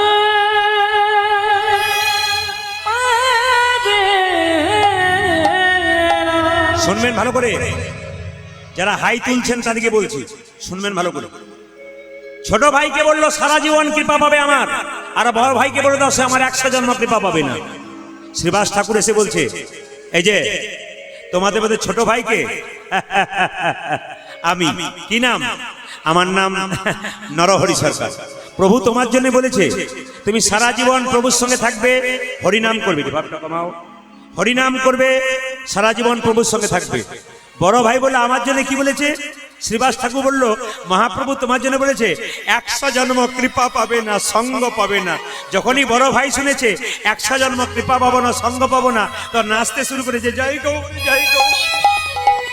আচ্ছা বলুন তো, স্বয়ং ভগবান যদি আপনাকে বলে 100 জন্ম কৃপা পাবে না আমার, 100 জন্ম সঙ্গ পাবে না, আপনি যদি নাচতে শুরু করেন লোকে পাগল বলবে না? শ্রীবাস বলছে, এই যে তোমার মাথা খারাপ হয়ে গেল মুকুন্দ? বলে কেন? তোমাকে প্রভু বললে 100 জন্ম সঙ্গ পাবে না, আর তুমি নাচতে শুরু করলে। আরে আমাকে যদি প্রভু বলতো না, আমি তো 20কে আত্মহত্যা করতাম। একথা শুনে মুকুন্দ বলছে, শোনো শোনো শ্রীবাস, প্রভু যদি বলতো কোন জন্মে সঙ্গ পাবো না, কোন জন্মে সঙ্গ পাবো না, তাহলে না হয় আমি বিষ খেয়ে আত্মহত্যা করতাম, করে দিতাম প্রভু বলেছে 100 জন্ম সঙ্গ পাবো না, সঙ্গ পাবো না 100 জন্ম না হয় গৌর গৌর বলে কেঁদে বেড়াবো। দেখবেন যার মাথা খুব ঠান্ডা তার কিন্তু জীবনে উন্নতি আছে, আর যার মাথা খুব চঞ্চল তার জীবনে উন্নতি নাই। আমি প্রমাণ দিয়ে দিই আপনাদের। মহাভারতের দিকে গেলে দেখবেন 100 ভাইয়ের দাদা দুর্যোধন চঞ্চল ছিলেন, উনি ভগবান হারালেন। আর পঞ্চপাণ্ডবের দাদা যুধিষ্ঠির স্থির ব্যক্তি ছিলেন, উনি ভগবান পেলেন। কেন স্থির ব্যক্তি ছিলেন? আমি আসরে দাঁড়িয়ে আজকে গ্যারান্টি দিয়ে যাব। যতজন কীর্তন শুনছেন কিছু মনে করবেন না, কীর্তন শুনতে শুনতে অনেক ব্যক্তি থাকেন, আপনাদের আসরে নয় প্রায় আসরে থাকে, দেখবেন চটি গুটাচ্ছে, যাচ্ছে, আবার বসছে, আবার উঠছে, আবার বসছে। এদের শুধুমাত্র কীর্তনে নয়, যে কোনো জায়গাতে পুরুষ দেখবেন ছটফট ছটফট করছে, বুঝে নেবেন এদের জীবনে উন্নতি নাই। ওদের ইতিহাস ঘাটুন সংসারে, দেখবেন ওর জীবনে উন্নতি করতে পারে নাই। আর যে পুরুষ দেখবেন খুব ভক্তি ভরে কীর্তন শোনে, আমার সবচেয়ে ভালো লাগে কি জানেন? যে আমি যত জায়গায় কীর্তন করতে যাই, কম বয়সে যারা 22, 25, 30, 35, 40 বছরে আছে, প্রতিটি আসলে ছেলে মেয়েরা স্থিরভাবে কীর্তন শোনে। কারণ কীর্তনটা খুব সহজ করে গাইতে হয়। আমার বাবা বলেছেন কীর্তন খুব সহজ করে গাইবি, ভাষা কঠিন করবি না, মানুষ বুঝতে পারবে না, বাস্তবের সঙ্গে মেশাবি। আমরা বাবা ডাক্তারি করতেন, উনি বলতেন ছোট বাচ্চা ছেলেরা তো ওষুধ খেতে পারে না, তেতো ওষুধ একটু চিনি মেশাতে হয়, তাই কীর্তন করতে করতে একটু বাস্তব মিশিয়ে দিবি, দেখবি সবাই খাবে। এই জন্য বাবার কথা অনুযায়ী আমি বাস্তব মেশাই। আপনাদের কাছে নিবেদন রইল, যার ধৈর্য যার ভগবান তার, ধৈর্য যার নাই ভগবান তার নাই। যিনি ধৈর্যবান ব্যক্তি তার জীবন উন্নতি আছে। আমি একটা প্রমাণ দিয়ে দিই, মেয়েরা যদি খুব চঞ্চল হয়, তরকারিতে 2 বার নুন দেয়, বাড়ির লোকের কাছে গাল খায়, কিংবা সবজি কাটতে গিয়ে আঙুল কেটে ফেলে, দেখবেন চঞ্চল যারা হয়। দেখুন যুধিষ্ঠির মহারাজের কথা দেখুন, দুঃশাসন কি করলো? দুঃশাসন চুলের মুঠি ধরে দ্রৌপদীকে নিয়ে এলো আসরে, ভীম গদা তুললো, দাদা আমাকে একবার বলো, 100 ভাইকে একাই ফাটিয়ে দেবো। যুধিষ্ঠির মহারাজ বলল, ধৈর্য ধর, ধৈর্যের ফল মিষ্টি, অধৈর্যের ফল তেতো। এই জন্য মায়েরা আপনাদের কাছে একটা নিবেদন রইল, দাদা ভাইদের কাছে, জীবনে সমস্যা আপনাদের আসবে, জীবনে সমস্যা আসবে, সংসার করেছেন, কিন্তু মাথা চঞ্চল হয়ে গেলে যেন কেউ আত্মহত্যা করবেন না। যদি কেউ আত্মহত্যা করে দিন, তবে আপনার আত্মা কোনোদিন শান্তি পাবে না, ঘুরে ঘুরে বেড়াবে, কোনো দেহ ধারণ করতে পারবে না। যদি আপনাদের মনে কোনো দুঃখ থাকে, সবাই শুনবেন, কারো কাছে বলবেন না, পাড়া প্রতিবেশীর কাছে বলবেন, ও আরো 5 জনকে বলে দেবে। আপনার মনের দুঃখ ভেতরে রাখুন। আপনি কোথায় বলবেন? 2 জায়গায়, একটি গুরুচরণে, একটি গোবিন্দের চরণে। গুরু বাবাকে ডেকে বলবেন, বাবা আমার সমস্যার সমাধান করো, তোমার কাছে একটু বলি, তুমি তো আমার বাবার মতো। গুরু বাবা সমস্যার সমাধান করবে। আর যদি গুরু বাবাকে কাছে না পাও, মন্দিরে গিয়ে ভগবানকে ডেকে একবার বলো, প্রভু তোমার কাছে কেঁদে কেঁদে বলি, আমি সমস্যায় পড়েছি, সমাধান তুমি করো প্রভু। তুমি যদি কাঁদাও আমি কাঁদবো, তুমি যদি হাসাও আমি হাসবো। দরখাস্তের বয়ান যদি সুন্দর হয়, পারমিশন তাড়াতাড়ি হবে না, কে বলেছে? দরখাস্তের বয়ান সুন্দর হতে পারে। মুকুন্দ সরকার যখন চুপচাপ বসে আছে, মায়েরা চোখের জলে ভাসছে, ভগবান সব সইতে পারে, চোখের জল সইতে পারে না। মহাপ্রভু এসে একটা দামি কথা বলল, শুনুন। মুকুন্দ তুমি কাঁদছো? হ্যাঁ প্রভু, আমার ভাইকে তুমি সঙ্গে রাখলে, কৃপা করলে, আমি কি এমন অপরাধ করেছিলাম যার জন্য তুমি আমাকে কৃপা করলে না? আমাকে তুমি বললে 100 জন্ম কাঁদতে হবে, আমি 100 জন্ম গৌর বলে কাঁদবো, তারপরে তো তোমার কৃপা পাবো। মহাপ্রভু সঙ্গে সঙ্গে বললো, শোনো মুকুন্দ, আপনারা সবাই শুনে নিন, যারা দাদা ভাইরা কীর্তন শুনতে এসছেন, বলছে এ সংসারে যারা বড় ভাই হয়, এ সংসারে যারা বড় দাদা হয়, তাদের দায়িত্ব সবচাইতে বেশি থাকে। মহাপ্রভু বুঝিয়ে দিলেন কিরকম? বলছে বনের মধ্যে বড় বড় গাছ যেমন ছোট ছোট গাছগুলোকে ঝড়ঝঞ্ঝা থেকে রক্ষা করে, এ সংসারে যারা বড় ভাই বড় দাদা হয়, তাদের দায়িত্ব সবচাইতে বেশি হয়, তারা ভাইদেরকে আশ্রয় রাখে। দেখবেন কত ছোট ছোট ভাইরা তার দাদাদেরকে কত খারাপ খারাপ কথা বলে, তবু দাদা মারতে যায় না, শাসন করে, কিন্তু ভালোবাসাটা তার প্রতি থাকে। এই জন্য তোমরা 2 ভাই মিলে যদি কীর্তন করতে চলে আসো, বাড়ির সবাই না খেয়ে মরবে। ওগো মুকুন্দ, এক কাজ করো, তুমি বাড়ি ফিরে যাও, এক কাজ করো, এদিকে এদিকে, বাড়ি ফিরে গিয়ে কি করবে? তুমি একটা গোপীনাথের মন্দির তৈরি করো, জীবের দ্বারে হরিনাম দাও, বাড়ি ফিরে যাও, গোপীনাথের মন্দির তৈরি করে জীবের দ্বারে হরিনাম দাও। আর তোমাকে আশীর্বাদ করলাম মাথায় হাত দিয়ে, তুমি কাল থেকে বাড়িতে গিয়ে যাকে চিকিৎসা করবে তারই রোগ ভালো হয়ে যাবে। মানে আপনারা যারা কীর্তন শুনতে এসছেন, শুনে রাখুন, আপনারা বুঝতেই পারছেন না, অজান্তে মহাপ্রভুর আশীর্বাদ কিন্তু আপনাদের মাথায় পড়ছে। আপনি বুঝতে পারবেন না একদিন বিরাট আপনার উন্নতি হয়ে গেল। আপনি কেন হলো বুঝতে পারেন না, আজকে দিনটার জন্য হলো কেন? ব্যাংকে টাকা জমা দিলে তার যেমন সুদ পাওয়া যায়, আজকে হরিনামের আসরে বসলেন, একদিন দেখবেন একটা বিরাট উন্নতি আপনার হয়ে গেল। কেন হয়ে গেল? আজকের দিনটা হয়ে গেল, মহাপ্রভুর আশীর্বাদ আপনার মাথায় পড়েছে। ও মুকুন্দ, গরিবের বাড়িতে গরিবের চিকিৎসা করবে, বড় লোকের করো না। গোপীনাথের মন্দির তৈরি করো, একটা সুন্দর বাড়ি তৈরি করো, আর জীবের দ্বারে হরিনাম দাও। সুন্দর করে মন দিয়ে তত্ত্বগুলো শুনে যাবেন, জীবনে কাজে লেগে যাবে, বাস্তবের সঙ্গে মিল আছে। মুকুন্দ সরকার একটা বাড়ি তৈরি করলো, আপনারা বাড়ি তৈরি করেন আস্তে। যারা বাড়ি তৈরি করছেন, ছোট করুন বড় করুন, সবার কাছে নিবেদন রইল, বাড়ির ঈশান কোণে ঠাকুর মন্দির করবেন। এইদিকে বাড়ির ঈশান কোণে ঠাকুর মন্দির করবেন, অগ্নি কোণে রান্নাঘর করবেন। আমার জ্যোতিষ বন্ধু আছে প্রচুর, তাদের সঙ্গে আলোচনা হয়। জ্যোতিষ শাস্ত্র বলছে বাড়ি করতে করতে কারো বাড়িতে যদি ঈশান কোণে বাথরুম পায়খানা হয়, 1 বছরের মধ্যে তার বাড়িতে একজন সুসাইড করছে, লাল কালিতে কাগজে লিখে রাখুন। এখানে যে যেখানে বসে আছেন একবার হিসাব করে লিখে রাখুন। যদি আপনার বাড়িতে ঈশান কোণে বাথরুম পায়খানা হয়, জ্যোতিষ শাস্ত্র পরিষ্কার করে বলছে আপনার বাড়িতে 1 থেকে 2 বছরের মধ্যে একজন সুসাইড করছে, একবারে 100%, তাতে কোনো ভুল নাই। খুব দামি কথাগুলো শুনবেন। ঈশান কোণে যদি পারেন তো একটা ভগবানের ছোট্ট মন্দির করবেন, ওইদিকে পায়খানা ঘর নয়। অগ্নি কোণে আপনি কি করবেন মা? ঠাকুর মন্দির করবেন।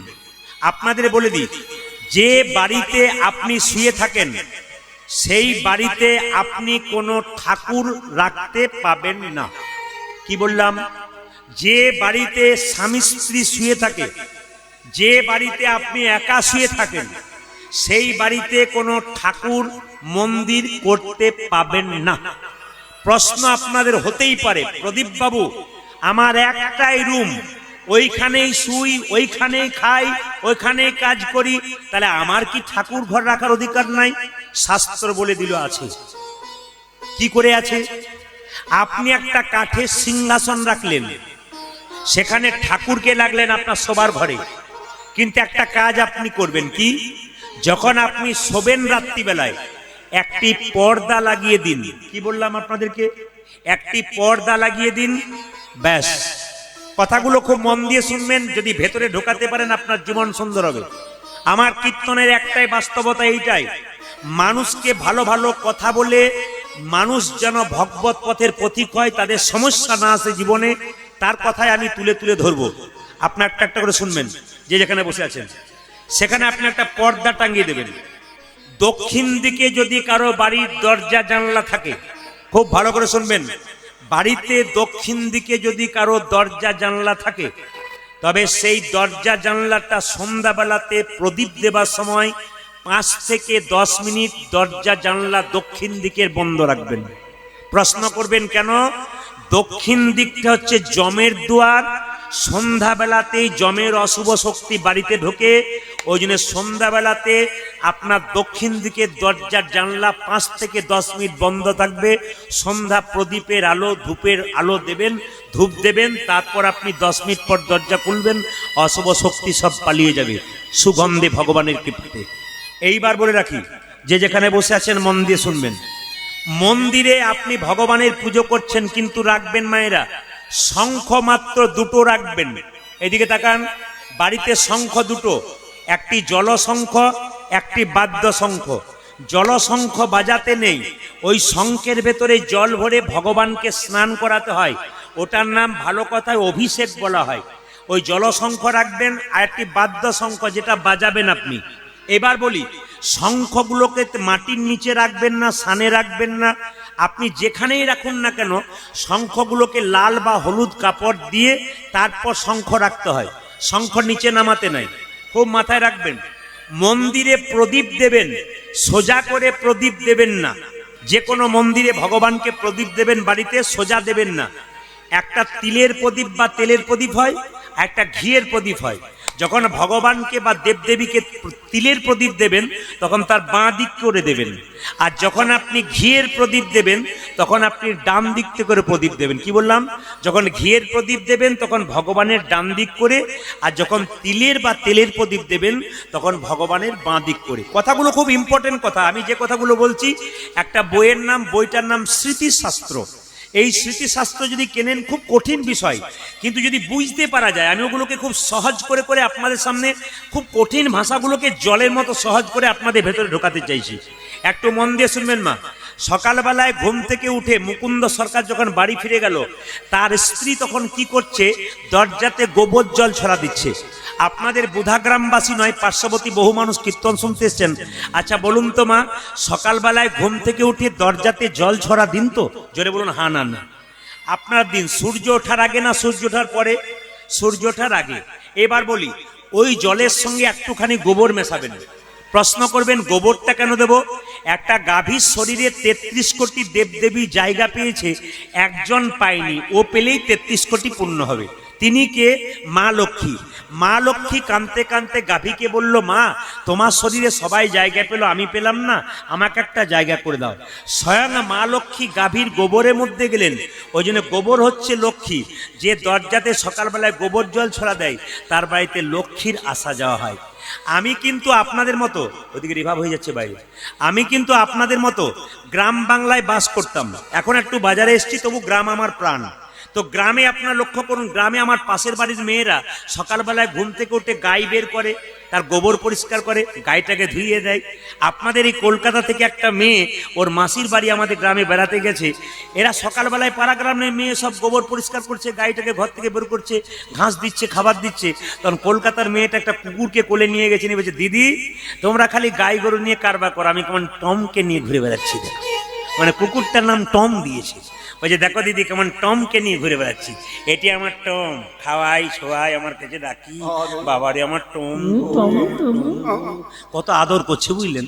পাড়াগ্রামের মেয়ের গাটা জ্বলে গেছে। আপনার পাড়াগ্রামের মেয়ে তো, গাটা জ্বলে গেছে। বলছে, দিদি তুমি সকালবেলায় কুকুর নিয়ে ঘোরো? বলে, সকাল থেকে আমার কুকুর নিয়ে ঘোরা কাজ। বলছে, আমাদের সকালবেলা থেকে গাই গরু নিয়ে কারবার, আমরা পাড়াগ্রামের মেয়ে, আমরা গাই গরু নিয়ে কারবার করে আমরা গায়ের দুধের চা খাই, তুমি কুকুর নিয়ে ঘোরো, নিশ্চয়ই কুকুরের দুধের চা খাও। যেই না বলেছে তখন চুপচাপ হয়ে গেছে। মানে জয়সা কি তেইসা না দিলে হয় না। তো আচ্ছা আচ্ছা বলুন তো মায়েরা, এইদিকে তাকাবেন, যে যেখানে বসে আছেন একবারে মন দিয়ে শ্রবণ করবেন। আচ্ছা আমি আপনাদের বলতে চাই, বাড়িতে লক্ষ্মী রাখবেন, কিন্তু একা লক্ষ্মী কেউ রাখবেন না। বারবার বলে রাখলাম, যতজন কীর্তন শুনতে এসছেন, শাস্ত্র পরিষ্কার করে বলছে বাড়িতে একা লক্ষ্মী রাখার নিয়ম নাই। যিনি একা লক্ষ্মী, লক্ষ্মী পুজো কি বার হয়? শনিবার দিন হয়। হ্যাঁ শনিবার শনিবার শনিবার বৃহস্পতিবার। ভাগ্যে আপনারা এসেছিলেন, নাহলে আমি জানতে পারতাম না। ভাগ্যে এসেছিলেন আর কি। বৃহস্পতিবার হয়। আচ্ছা লক্ষ্মী পুজোর সময় কি বলেন? এসো মা লক্ষ্মী, বসো মা ঘরে, আমার ঘরে থাকো মা অন্ধকার করে। হ্যাঁ হ্যাঁ ভালো করে। আচ্ছা আচ্ছা, আমার জানা ছিল না, আমি জেনে গেলাম। তাই আস্তে আস্তে ধীরে আপনাদেরকে বলে দিই, লক্ষ্মী নারায়ণের সবসময় চরণ সেবা করে। এদিকে ক্যালেন্ডার যারা এখন তৈরি করছে তারা একা লক্ষ্মী করছে, কিন্তু শাস্ত্রের নিয়ম অনুযায়ী আপনি যে কোনো জায়গায় দেখবেন নারায়ণের চরণ সেবা লক্ষ্মী করছে। মানে সব জায়গাতে লক্ষ্মী নারায়ণ ছাড়া হয় না। অনেকে বলে না, আমার টাকা পয়সা নাই দাদা, হাতে আসছে আর চলে যাচ্ছে। কেন? লক্ষ্মী চঞ্চলা হয়ে যাচ্ছে। একা লক্ষ্মী রাখবেন না। আমি একটা বাস্তব প্রমাণ দিদি। আপনাদের বুধা গ্রামে কীর্তন হচ্ছে, মেয়ে জামাইকে নিমন্ত্রণ, মেয়ে জামাইকে নিমন্ত্রণ করেছেন, মেয়ে এসেছে, জামাই আসে নাই। বলুন তো, কীর্তন আরম্ভ হয়ে গেছে, মেয়েটার কীর্তনে মন থাকবে? কিভাবে বলুন তো? কি জানি পেস্টিজে লাগলো নাকি, কি জানি না, কিছু বলে ফেললাম, উল্টো পাল্টা এলো না, আবার বাড়িতে গিয়ে কি হবে, কি জানি কি না হবে। মানে তার মনটা কিন্তু চঞ্চল, কীর্তনে নাই। যদি আপনি লক্ষ্মীকে একা রাখেন, লক্ষ্মী চঞ্চলা হয়ে যায়, ছটপট করে। নারায়ণকে সঙ্গে রাখবেন। মায়েরা বলুন তো, লক্ষ্মীর জন্ম কোথা থেকে হয়েছিল? এদিকে লক্ষ্মীর জন্ম সমুদ্র থেকে হয়েছিল। আচ্ছা বলবেন, লক্ষ্মী দেখতে সুন্দরী, তার বাহন পেঁচা কেন? লক্ষ্মী দেখতে সুন্দরী, খুব যুক্তিযুক্ত কথা। লক্ষ্মী দেখতে সুন্দরী, তার বাহন পেঁচা কেন? এইদিকে তাকাবেন, তার বাহন পেঁচা কেন? অনেকে বলে না, মেয়ে দেখে এলাম আমার ছেলের জন্য যেন লক্ষ্মী প্রতিমা, পয়সা নেব না, ওরা যদি ইচ্ছা থাকে দিয়ে দেবো। আবার অনেকে বলে, বাবা মেয়ে তো নয়, যেন পেঁচা দেখে এলাম। চিনতে পারলাম না, বুঝতে পারলাম না। দেখবেন খুব অহংকার হয়ে যায়। এই জন্য পেঁচার মতো যেন অন্ধ হয়ে যায় না অহংকারে। আচ্ছা, মা সরস্বতীর আরাধনা আমরা করি, কীর্তন করি বলি। আচ্ছা বলুন তো মায়েরা, মা সরস্বতীর কণ্ঠ এত সুন্দর, তার বাহনটার নাম কি জোরে বলুন? হাঁসের গলা কত সুন্দর, ফ্যাঁস ফ্যাঁস ফ্যাঁস। খুব আশ্চর্যের ব্যাপার, খুব উল্টো জিনিস। দেখুন তো, সরস্বতীর গলা এত সুন্দর, হাঁসটার গলা কেমন? তাহলে হাঁসটাকে রাখলো কেন? এইদিকে হাঁসটাকে রাখলো কেন মা? হাঁসটাকে রাখলো এই জন্যে যে হাঁস থাকে সরস্বতীর কাছে পাতি হাঁস না রাজহাঁস? জোরে বলুন তো আপনারা। রাজহাঁস। আমি প্রথমেই বলেছি রাজহাঁস জলটা ফেলে দেয়, দুধটা খেয়ে নেয়। তার মানে মা সরস্বতী বলছে সংসারে তোমরা রয়েছো, সার বস্তু গ্রহণ করো, অসার বস্তু ছেড়ে দাও। তার মানে সার বস্তু কি? ভগবানের নাম। অসার বস্তু কি? আন কথা আমার আমার, এগুলোকে ছেড়ে দিয়ে সার বস্তু গ্রহণ করো। আচ্ছা, এইবার আপনাদের বলে দেবো যে গণেশ দেখেছেন? জোরে বলুন হ্যাঁ না না। আচ্ছা বলুন তো, যারা এখানে কীর্তন শুনছেন, দোকানে যারা ব্যবসা করেন তারা দেখবেন দোকানে লেবু লঙ্কা টাঙানো হয়। জোরে বলুন হ্যাঁ না না। লেবু লঙ্কা টাঙাই কেন? যুক্তি আপনারা ইউটিউবে পেয়েছেন, আর একবার বলে দিচ্ছি। লক্ষ্মীর প্রিয় খাদ্য হলো মিষ্টি, আর অলক্ষ্মীর প্রিয় খাদ্য টক ঝাল। দোকানের দরজাতে টক ঝালটা ঝোলাই কেন, লেবু লঙ্কাটা? অলক্ষ্মী ঢুকতে গিয়ে যদি দরজায় খাবারটা পেয়ে যায়, ও ভেতরে ঢোকে না, ওই জন্য লেবু লঙ্কা বাইরে টাঙায়, ওইখানে খেয়ে ওখান থেকে পালিয়ে যায়, আর ঘর ঢোকার চেষ্টা করে না। এই জন্য ব্যবসায়ীরা দেখবেন লেবু লঙ্কা টাঙায়। বস, লেবু লঙ্কা টাঙায়। এইদিকে তাকান মায়েরা। এইবার বলে দিই, গণেশের ছবি দেখবেন, যারা দেখবেন খুব পরীক্ষা করে, এই জন্য দেখতে হয়। কোন গণেশের দেখবেন ডান দিকে সুর, কোন গণেশের বাঁ দিকে সুর, দেখে নেবেন আপনারা। আপনার গণেশের ছবি দেখবেন, কোন জায়গাতে ডান দিকে, কোন দিকে বাঁ দিকে, কোনটা ঠিক? একবারে দমকিয়ে দেবো সব, চুপ করে বসতে। দেখুন ঠান্ডা হয়ে গেলে লাফা ছিল। ও মায়েরা, গণেশের ডান দিকে সুর, বাঁ দিকে সুর, কোনটা ঠিক? দুটোই ঠিক। এইদিকে গণেশের দুটোই সুরই ঠিক, ডান দিকে আছে, বাঁ দিকে আছে। কেন আছে? দেখবেন একবার গণেশজি ধ্যান করছিল, তুলসী দেবী রাস্তা দিয়ে পেরিয়ে যাচ্ছিল। গণেশ কার ধ্যান করছিল? ভগবানের ধ্যান করছিল। যারা দেখবেন ভগবানের ধ্যান করে, খুব মন দিয়ে দেখবেন, ভগবানের ধ্যান করে যারা, তারা হাসে একবার, কাঁদে একবার। গণেশজি হাসতে শুরু করেছে, এখন তুলসী দেবী মনে মনে ভাবছে তাহলে আমাকে দেখে হাসছে বোধ হয়। ও তখন কাছে গিয়ে বলছে, গণেশজি আমাকে দেখে হেসেছো মানে নিশ্চয়ই আমাকে তোমার ভালো লেগেছে, সুতরাং আমি তোমাকে বিয়ে করতে চাই, ফার্স্ট টাইমেই তোমাকে প্রপোজ করলাম, তোমাকে বিয়ে করতে চাই। গণেশ কিন্তু সিদ্ধান্ত নিয়েছে আমি বিয়ে করব না, লক্ষ্মী ছেলের মতো একবারে চিরকুমার থাকবো। বারবার যখন লক্ষ্মী এই তুলসী বলছে আমি তোমাকে বিয়ে করতে চাই, বিয়ে করতে চাই, গণেশ তোমাকে ডেকে বললো আমাকে বিয়ে করবে? অভিশাপ দিলাম তোমার দৈত্য স্বামী হোক। গণেশের অভিশাপে তুলসীর কি স্বামী হয়েছিল? শঙ্খচূড় দৈত্য স্বামী। এইবার লক্ষ্য করুন, তুলসী তখন অভিশাপ দিল, সব পুজোতে আমি যেতে পারি কিন্তু তোমার পুজোতে আমি যাব না। গণেশের পুজোতে তুলসী পত্র যায় না মা। শুধু তাই নয়, আমার দিকে তাকাবেন, গণেশজিকে বলল তুমি যে অহংকার করে বললে আমি বিয়ে করব না, আমি তোমাকে অভিশাপ দিলাম, একটা নয় তোমার দুটো বিয়ে হবে। গণেশের সত্যিকারে তুলসীর অভিশাপে দুটো বিয়ে হলো। একটা বইয়ের নাম সিদ্ধি, একটা বইয়ের নাম ঋদ্ধি। একজন ডান দিকে আসতে, একজন ডান দিকে বসে থাকে সিদ্ধি, বাঁ দিকে ঋদ্ধি। আপনাদের বোধাগ্রামে কোনো ব্যক্তি যদি দুটো বিয়ে করে, তাহলে ডান দিকে একটা বউ, বাঁ দিকে একটা বউ। ডান দিকের বউ কি বলে? ওই দিকে কি তাকাচ্ছ? এইদিকে এইদিকে। আবার যখন এইদিকে তাকাবে তখন বাঁ দিকে, ওই দিকে কি তাকাচ্ছ? এইদিকে। এখন গণেশের সুরটা সোজাতেই ছিল, সিদ্ধি বলছে বাঁ দিকে তাকাচ্ছ কেন? এইদিকে তাকা। ঋদ্ধি বলছে ওই দিকে তাকাচ্ছ না, এইদিকে তাকা। মানে ঋদ্ধির দিকে যখন তাকাচ্ছে তখন সুরটা বাঁ দিকে, সিদ্ধির দিকে তাকাচ্ছে তখন ডান দিকে। এখন প্রশ্ন হবে, ব্যবসা যারা করছেন তারা কোন গণেশ রাখবেন? ডান দিকে সুর না বাঁ দিকে সুর? আর বাড়িতে যারা রয়েছেন তারা কোন গণেশ রাখবেন? বাঁ দিকে না ডান দিকে? শাস্ত্র বলে দিল সিদ্ধি হচ্ছে ব্যবসার জন্য বিখ্যাত। ওই জন্য যারা ব্যবসা করে তারা এই গণেশের ছবি রাখবেন যেন ডান দিকে সুর থাকে। আর যারা বাড়িতে গণেশকে রাখেন তারা বাঁ দিকে সুরাওলা গণেশ রাখবেন। কেন? উনি শান্তির প্রতীক।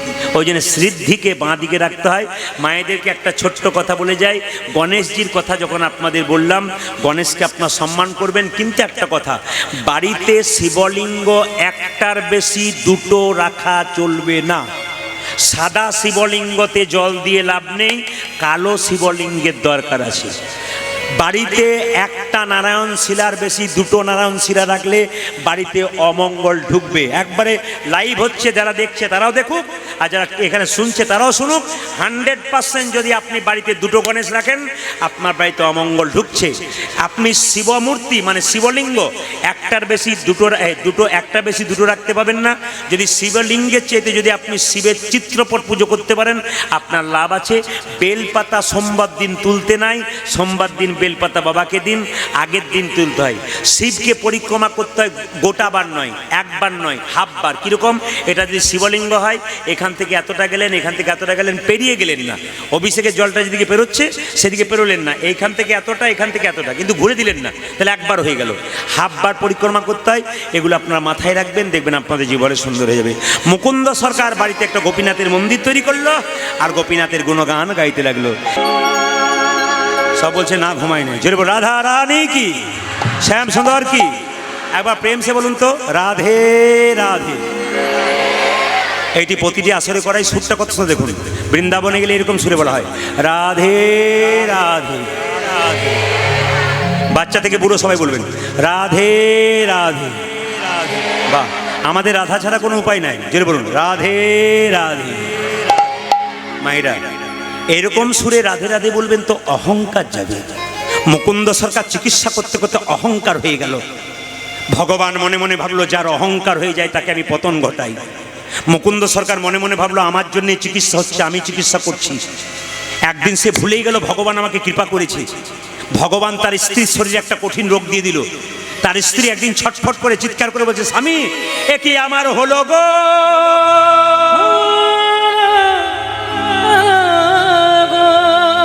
আমার দিকে তাকান।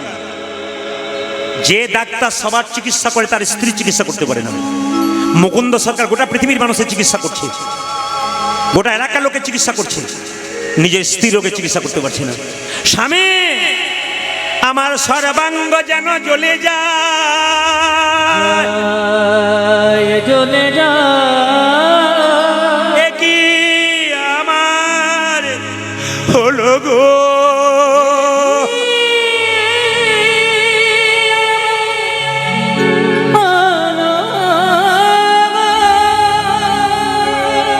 অহংকার যায় নাই, মুকুন্দ সরকার অহংকার জানে। দেখি তোমার কি হয়েছে? আমি সারা বাংলা চিকিৎসা করছি, তোমার রোগ ভালো করতে পারবো না। দেখি তোমার চোখ দেখি, দেখি তোমার হাত দেখি, দেখি তোমার পা দেখি। দেখি আমি সারা বাংলা চিকিৎসা করছি, আমার স্ত্রী রোগ ধরতে পারছে না। এখানে রাত্রিবেলায় মুকুন্দ সরকার মহাপ্রভু মন্দিরে আছাড় খেয়ে পড়লো। প্রভু বলে দা, বলে দাও, প্রভু বলে দা, বলে দাও, বলে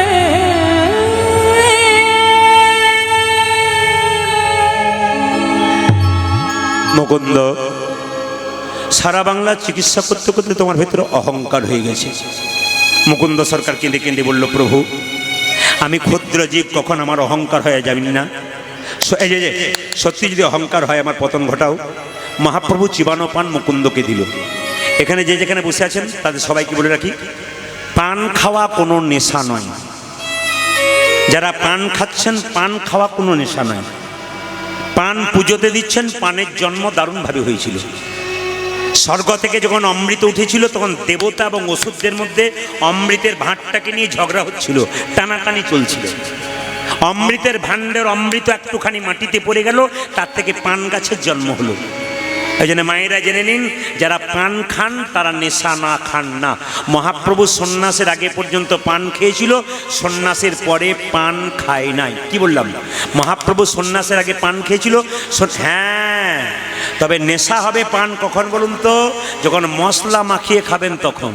এই জন্য পানের দোকানদাররা কমিটির টাকা চাইতে যায়, দাদা প্রদীপ বাবুর কীর্তন করাবো, বলে ওনাকে বাদ দিয়া যাকে আনবেন আনবেন। বলে কেন? পানের দোকান আমার বন্ধ হতে চলেছে, সব বেটারা মশলাবিহীন পান চাইছে, আমার বিক্রি হবে কি করে? না না, আমি আপনারা খান, আপনাদের বারণ করব না, কিন্তু পান মায়েরা কিছু মনে করবেন না। আচ্ছা বাবা, কিছু মনে করবেন না। দেখুন বাচ্চাগুলো কত পাকা, দেখবেন। সবাই চুপ করে থাকুন, শব্দ বন্ধ করে সবাই চুপ করে থাকুন। দেখুন এরা কি বলে, আপনার কেউ উত্তর দেবেন, আপনারা সবাই জানেন। বাচ্চাগুলো জোরে বলবি। আচ্ছা ছেলে যখন এ তো পাকা পাটি একবার। এই শুনে রাখ, তোদেরকে বলি, সবাই বলতে আসিস, একসঙ্গে উত্তর দিবি, সবাই শুনুক, বাচ্চারা সবাই। আচ্ছা, ছেলে যখন বিয়ে করতে যায় তখন মেয়েটাকে দেখবি এটা পিড়িতে চাপিয়ে আনে, চোখে কি ঢাকা দেয় রে? জোরে বল। দেখেছেন কেমন পাটি বসে আছে? পাটি দেখছেন কেমন বসে আছে? তোর বিয়ে হয়েছে?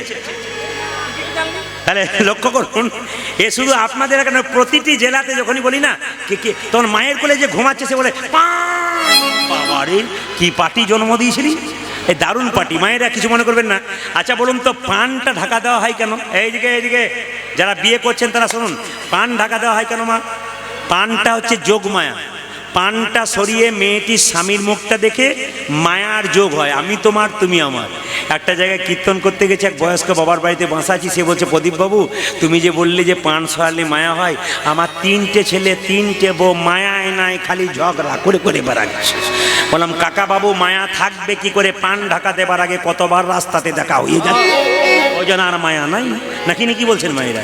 যে যেখানে ছিলেন, আমি বললাম আগেই, পান দিলেন, চিবানো পান, তার স্ত্রীর কাছে নিয়ে যাচ্ছে আর বলছে, দেখো দেখো ভগবানের কৃপা, এই চিবানো পানটা দিলে তোমার রোগ ভালো হবে, নতুন লক্ষণ প্রকাশ পাবে, তোমার গর্ভে সন্তান আসবে। চিবানো পানটা নিয়ে মুকুন্দ গাইছে, রোগ ভালো হলো, বাচ্চা এলো। আপনাদের কাছে নিবেদন রইল, মেয়েদের পেটে বাচ্চা এলে 3টে নিয়ম পালন করতে হয়, 4টে নিয়ম, একটু শুনবেন। যে মেয়ের পেটে বাচ্চা থাকবে, অনুকূল ঠাকুর বলেছেন, সে প্রত্যেকদিন ভগবানের মন্দিরে প্রণাম করে একটা কথা বলবে, হে প্রভু, ছেলে হোক আর মেয়ে হোক যেন কৃষ্ণ ভক্ত হয়। 1। 2 নম্বর কি করবেন? শ্রীমদ্ ভাগবত গীতার 2-4টা শ্লোক পড়বেন, যদি পড়তে না পারেন আপনি মাথায় ঠেকাবেন। 3 নম্বর কি করবেন? না সাধুগুরু বৈষ্ণবের উচ্ছিষ্ট প্রসাদ আপনি খাবেন, আপনার লাভ আছে। 4 নম্বর কি করবেন মা? তুলসী গাছে জল ঢেলে 3-4 বার পরিক্রমা করবেন, হাত তালি দিয়ে, গলায় কাপড় দিয়ে, আপনার কৃষ্ণভক্ত সন্তান হবে। আমাকে অনেক মেয়েরা প্রশ্ন করে, আমার শাশুড়ি মা বলেছে পেটে বাচ্চা থাকলে কোনো ধর্মকর্ম করা চলবে না। আমার, তোমার শাশুড়ি মায়ের মনে ভয় আছে আমার নাতি নাতনি হলে যে সাধু হয়ে পালিয়ে যায়, সেই ভয় তোমাকে বলে। কিন্তু জেনে নিন মায়েরা, মেয়েদের পেটে বাচ্চা থাকলে এই নিয়ম পালন করলে বাচ্চা পেটে থাকতে যা যা কাজ করবেন সেরকম হবে। এই বাচ্চাগুলো তো চঞ্চল কেন?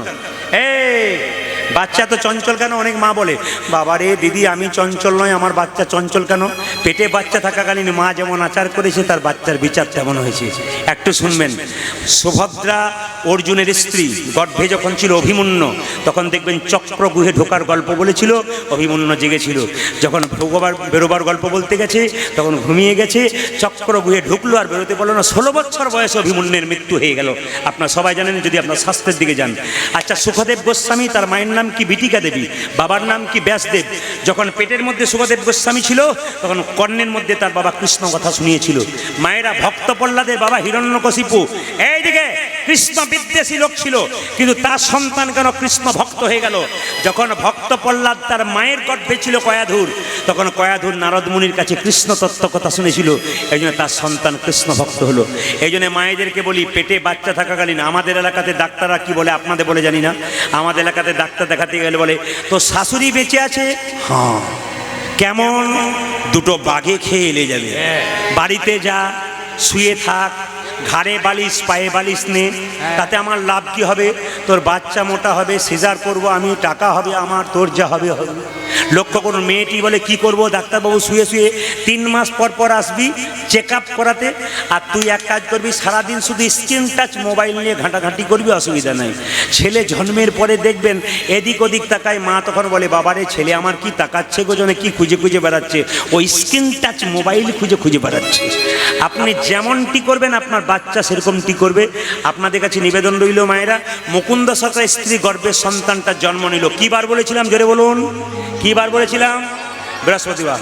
আচ্ছা, হ্যাঁ রে, তোর যে মার খেতে খেতে জান যাবে, তুই এত চঞ্চল, সবাই মারছে তোকে। আমার দিকে তাকা, কেউ মারবে না, মারলে আমি তাকে ধরবো, তুই আমার দিকে তাকা, ওই দিকে তাকাবি না। মায়েরা লক্ষ্য করুন, জন্ম নিল কি বার? বৃহস্পতিবার। আর সেই দিনটা কি পুজো ছিল? সরস্বতী পুজো। সবাই মিলে মাথায় কাপড়টা নিন, রঘুনন্দনের জন্ম হচ্ছে। আহা হেন কালে হে জন্মিল, হরি বল। সবাই মিলে একসঙ্গে মাথায় কাপড় নিন, বড় জোরে বসুন। ভক্ত সন্তান জন্ম নিচ্ছে, দাদা ভাইয়েরা যারা রুমাল তোয়ালে নিচ্ছেন মাথায় নেবেন একটু। ভক্ত সন্তান জন্ম নিতে হয় যদি কাছে থাকে, সবাই মিলে একসঙ্গে। আহা হেন কালে হে জন্মিল, সবাই। আহা হেন কালে হে জন্মিল শির ঘনন্দন, হেন কালে হে জন্মিল শির ঘনন্দন। নন্দন আজি ঘন কালে জনম নিল শ্রী রঘুনন্দন ও যে মুকুন্দ দাসেরই তাহা আনন্দিত মন মুকুন্দ দাসের তাহা আনন্দিত ও যে মুকুন্দ দাসেরই তাহা আনন্দিত মন হাই হাই মুকুন্দ দাসের তাহা আনন্দিত ও যে আনন্দ ধরে না আনন্দ ধরে না আনন্দ ধরে না সেদিন আনন্দ ধরে না মুকুন্দ দাসের মনে আনন্দ ধরে না ওই মুকুন্দ দাসের মনে আনন্দ ধরে না মুকুন্দ দাসের মনে পুত্রের বদন হেলে মুকুন্দ দাসের মনে পুত্রবদন গেলে মুকুন্দ দাসের মনে পুত্রবদন গেলে মুকুন্দ দাসের মনে পুত্রবদন গেলে মুকুন্দ দাসের মনে আনন্দ ধরে না মুকুন্দ দাসের আগে আনন্দিত ওজাকে মুকুন্দ দেখে আজি আনন্দিত এইবার আমাদের হিন্দু ধর্মে একটা ভুল ধারণা আছে, ভুল ধারণাটা ভাঙি দিই। বাচ্চা জন্ম দিলে মুখে কি দিন মা? নিম পাতা না তেঁতুল পাতা?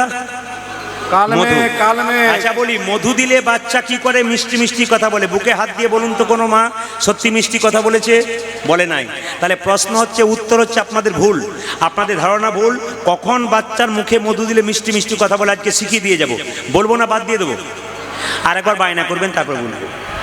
তাহলে আজকেই বলে যাই, কি করবেন? এইদিকে দেখান, লক্ষ্য করুন মায়েরা, বাচ্চার মুখে কখন মধু দেবেন? যারা এখানে কীর্তন শুনতে এসছেন, বয়স্ক বাবার আছেন যারা বইপত্র পড়েন, আমি 3টে বইয়ের নাম করব, মন দিয়ে শুনবেন। 3টে বইয়ের নাম করব।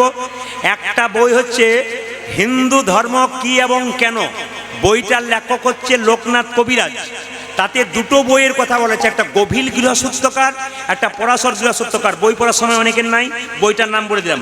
গভীর গৃহসূত্রকার বইতে বলল, বাচ্চাকে কখন মধু দিলে বাচ্চা মিষ্টি মিষ্টি কথা বলবে। মায়েরা, বাচ্চাকে আতুর ঘর থেকে নিয়ে যান কদিন পরে? জোরে বলুন।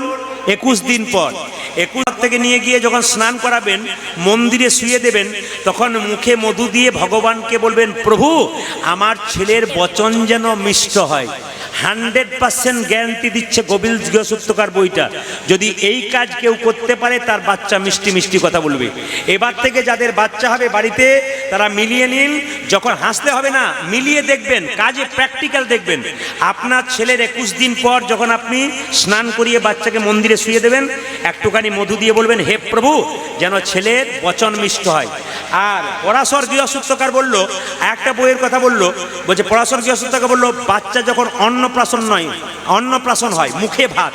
আচ্ছা মায়েদের কি ধারণা আছে, মুখে ভাত মানে কি? দাঁত বড় হয়েছে, আবার ভাত খাবার মতো উপযোগী হয়েছে, সেই জন্য খাওয়াবো, ওটা নয়। অন্নপ্রাশন কেন করা হয়? বাচ্চা পেটে থাকাকালীন মায়ের পেটের ভেতরে মলিন মলিন ময়লা ময়লা খাবারগুলো খায়। ওই খাবারগুলো খেতে মলিন খাবার একটা দোষ হয়, ওই দোষটাকে কাটানোর জন্য পরমান্ন প্রসাদ দিয়ে ওই দোষটাকে কাটানো হয়, এই জন্য অন্নপ্রাশন করা হয়। মায়েরা, অন্নপ্রাশনের দিনে আপনি পরমান্ন দেবার আগে, অন্নপ্রাশনের দিনে পরমান্ন দেবার আগে মুখে যদি মধু দিয়ে ভগবানের কাছে প্রার্থনা করতে পারেন, মিষ্টি কথা বলতে পারে, 100% মিষ্টি কথা বলবে। দুটো পথ বললাম, একটা আতুর ঘর থেকে গিয়ে, একটা অন্নপ্রাশনের দিনে যদি করতে পারেন, মধু দিতে পারেন, আপনার বাচ্চা মিষ্টি মিষ্টি। শাস্ত্র বলেছে, আমি নই। আর আপনারাও জানেন, আপনাদের ভালো লাগছিল, কিন্তু কি করবেন, এইটাই তো আমাদের নিয়ম। 10টা 20 বাজছে, কমিটির ছেলেদেরকে বলবো, এবার 10:30 বাজতে চললো, এবার কমিটির ছেলেদেরকে বলবো, আমার 10টা কথা ছিল, আমি 10:30 করে দিচ্ছি, আপনাদের কথা রইলো। এবার কিন্তু আপনারা আনুন, আমি যদি সুযোগ পাই আবার আপনাদের সামনে আসবো। ভালো থাকুন সবাই মিলে। আমার এই করলো, রঘুনন্দন কি করলো, গান গাইতে লাগলো।